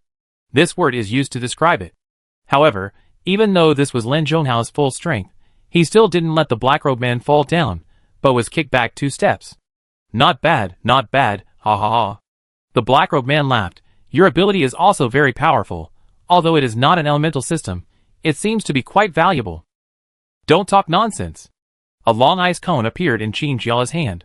He gritted his teeth, pushed the ground with his right foot, and with the help of the power of the ground, he flew into the air and stabbed the black-robed man's back. Crack, Qin Jiala seemed to hear some bones breaking. Why is there such a strange sound? Qin Jiala couldn't help but feel a little confused. But what made her feel more confused was the reaction of the man in black robe. He held the ice cone on his chest with both hands. The ice cone directly pierced him, but his body just shook a little, and it didn't have much impact. Then, the man held the ice cone with both hands and pulled it out of his chest. Qin Jiala was stunned. She looked at everything in front of her in shock and couldn't speak at all. This scene was so terrible that she couldn't imagine it. Could it be that the person in front of her was really a person? Sister Lele. Gu Hengyu and his men drove fast from a distance. Qin Jiala's pupils suddenly contracted and her heart was pounding. She almost didn't analyze it with her brain and shouted directly, "Don't come over." The man in black robe pulled out the ice cone on his chest and threw it at Gu Hengyu and his men. The force of the throw was great. The ice cone accurately blocked the front of the car. The car, which was driving fast, had no time to brake when it encountered this obstacle and rushed straight past it, smashing the ice cone into pieces. The car itself could not move, and the hood of the car was dented. The man in the black robe lifted his robe, and everything under his robe shocked everyone. This was no longer a human body. It was covered with scars, and the blood vessels were clearly visible, intricately spread all over his body. There were traces of tubes inserted everywhere, which looked shocking. Qin Jiala suddenly understood something. You said you are a superpower, could it be? She had an idea. These obvious wounds on the body seemed to be caused by experiments. So, could it be because of the problems in the experiment that made this man's physique so special? The black-robed man laughed wildly. That's right. My body contains power. It is composed of the genes of 10 superpowers. I have studied for a long time and found that only superpowers can save the world. The so-called serum is nothing more than turning people into ordinary people. At this moment, the purpose of Cud Medical was finally revealed. This man worked hard and used coercive means to turn himself into a physically enhanced mutant. His gene recombination has undergone tremendous changes. Now he has to do more experiments to turn all kinds of innocent young people into monsters, like him. Gu Hengyu and the others had just gotten off the car. After hearing this, they finally connected all the previous clues. No wonder there are so many data and tables. Sun Yang's face was complicated. Wang Yilan, you guys go and take care of the box. The serum is inside. It must be successfully delivered to the people in Country A. Qin Jiala shouted. As for the monster in front of them, they must get rid of him right here. Otherwise, according to this man's ambition, he will definitely come back again. When Qin Jiala rushed over again, the man suddenly took out a tube of reagent from behind like lightning. Even Qin Jiala didn't expect him to be so fast, so she didn't have time to stop what she was doing. She could only watch the man insert the reagent into her skin.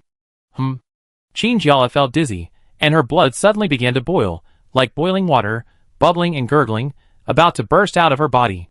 Sun Yang's anger rose, and he used his supernatural power to extend 4 pillars from under the ground, trapping the man in black robe in the middle. How is it? Although the black-robed man was trapped, he was still laughing and said, "Feel the power of my genes. You will also experience this power." Qin Jiala felt her eardrums vibrating, and she couldn't hear what the man said at all. She had only one thought in her mind, which was to stand up quickly and seize this opportunity. The man was trapped, and only by killing him could everything be restored to peace. The blood in her body was coagulating rapidly, flowing from her blood vessels and pouring into her limbs. The eardrums were throbbing, as if something was hitting them. To outsiders, Qin Jiala looked really scary. Her eye sockets were bloodshot, and the veins on her arms were bulging, but frost was forming on her body, almost wrapping her up. She shivered and exhaled a long breath, which was full of frost, as if it was going to freeze everything in front of her. A long ice knife appeared in Qin Jiala's hand. She was no longer controlling herself with her consciousness, but with her little telekinesis. She had only one thought in her mind. If she wanted to restore peace, she had to eliminate the man in front of her. Only when he died could humans pass on the serum, and others be saved.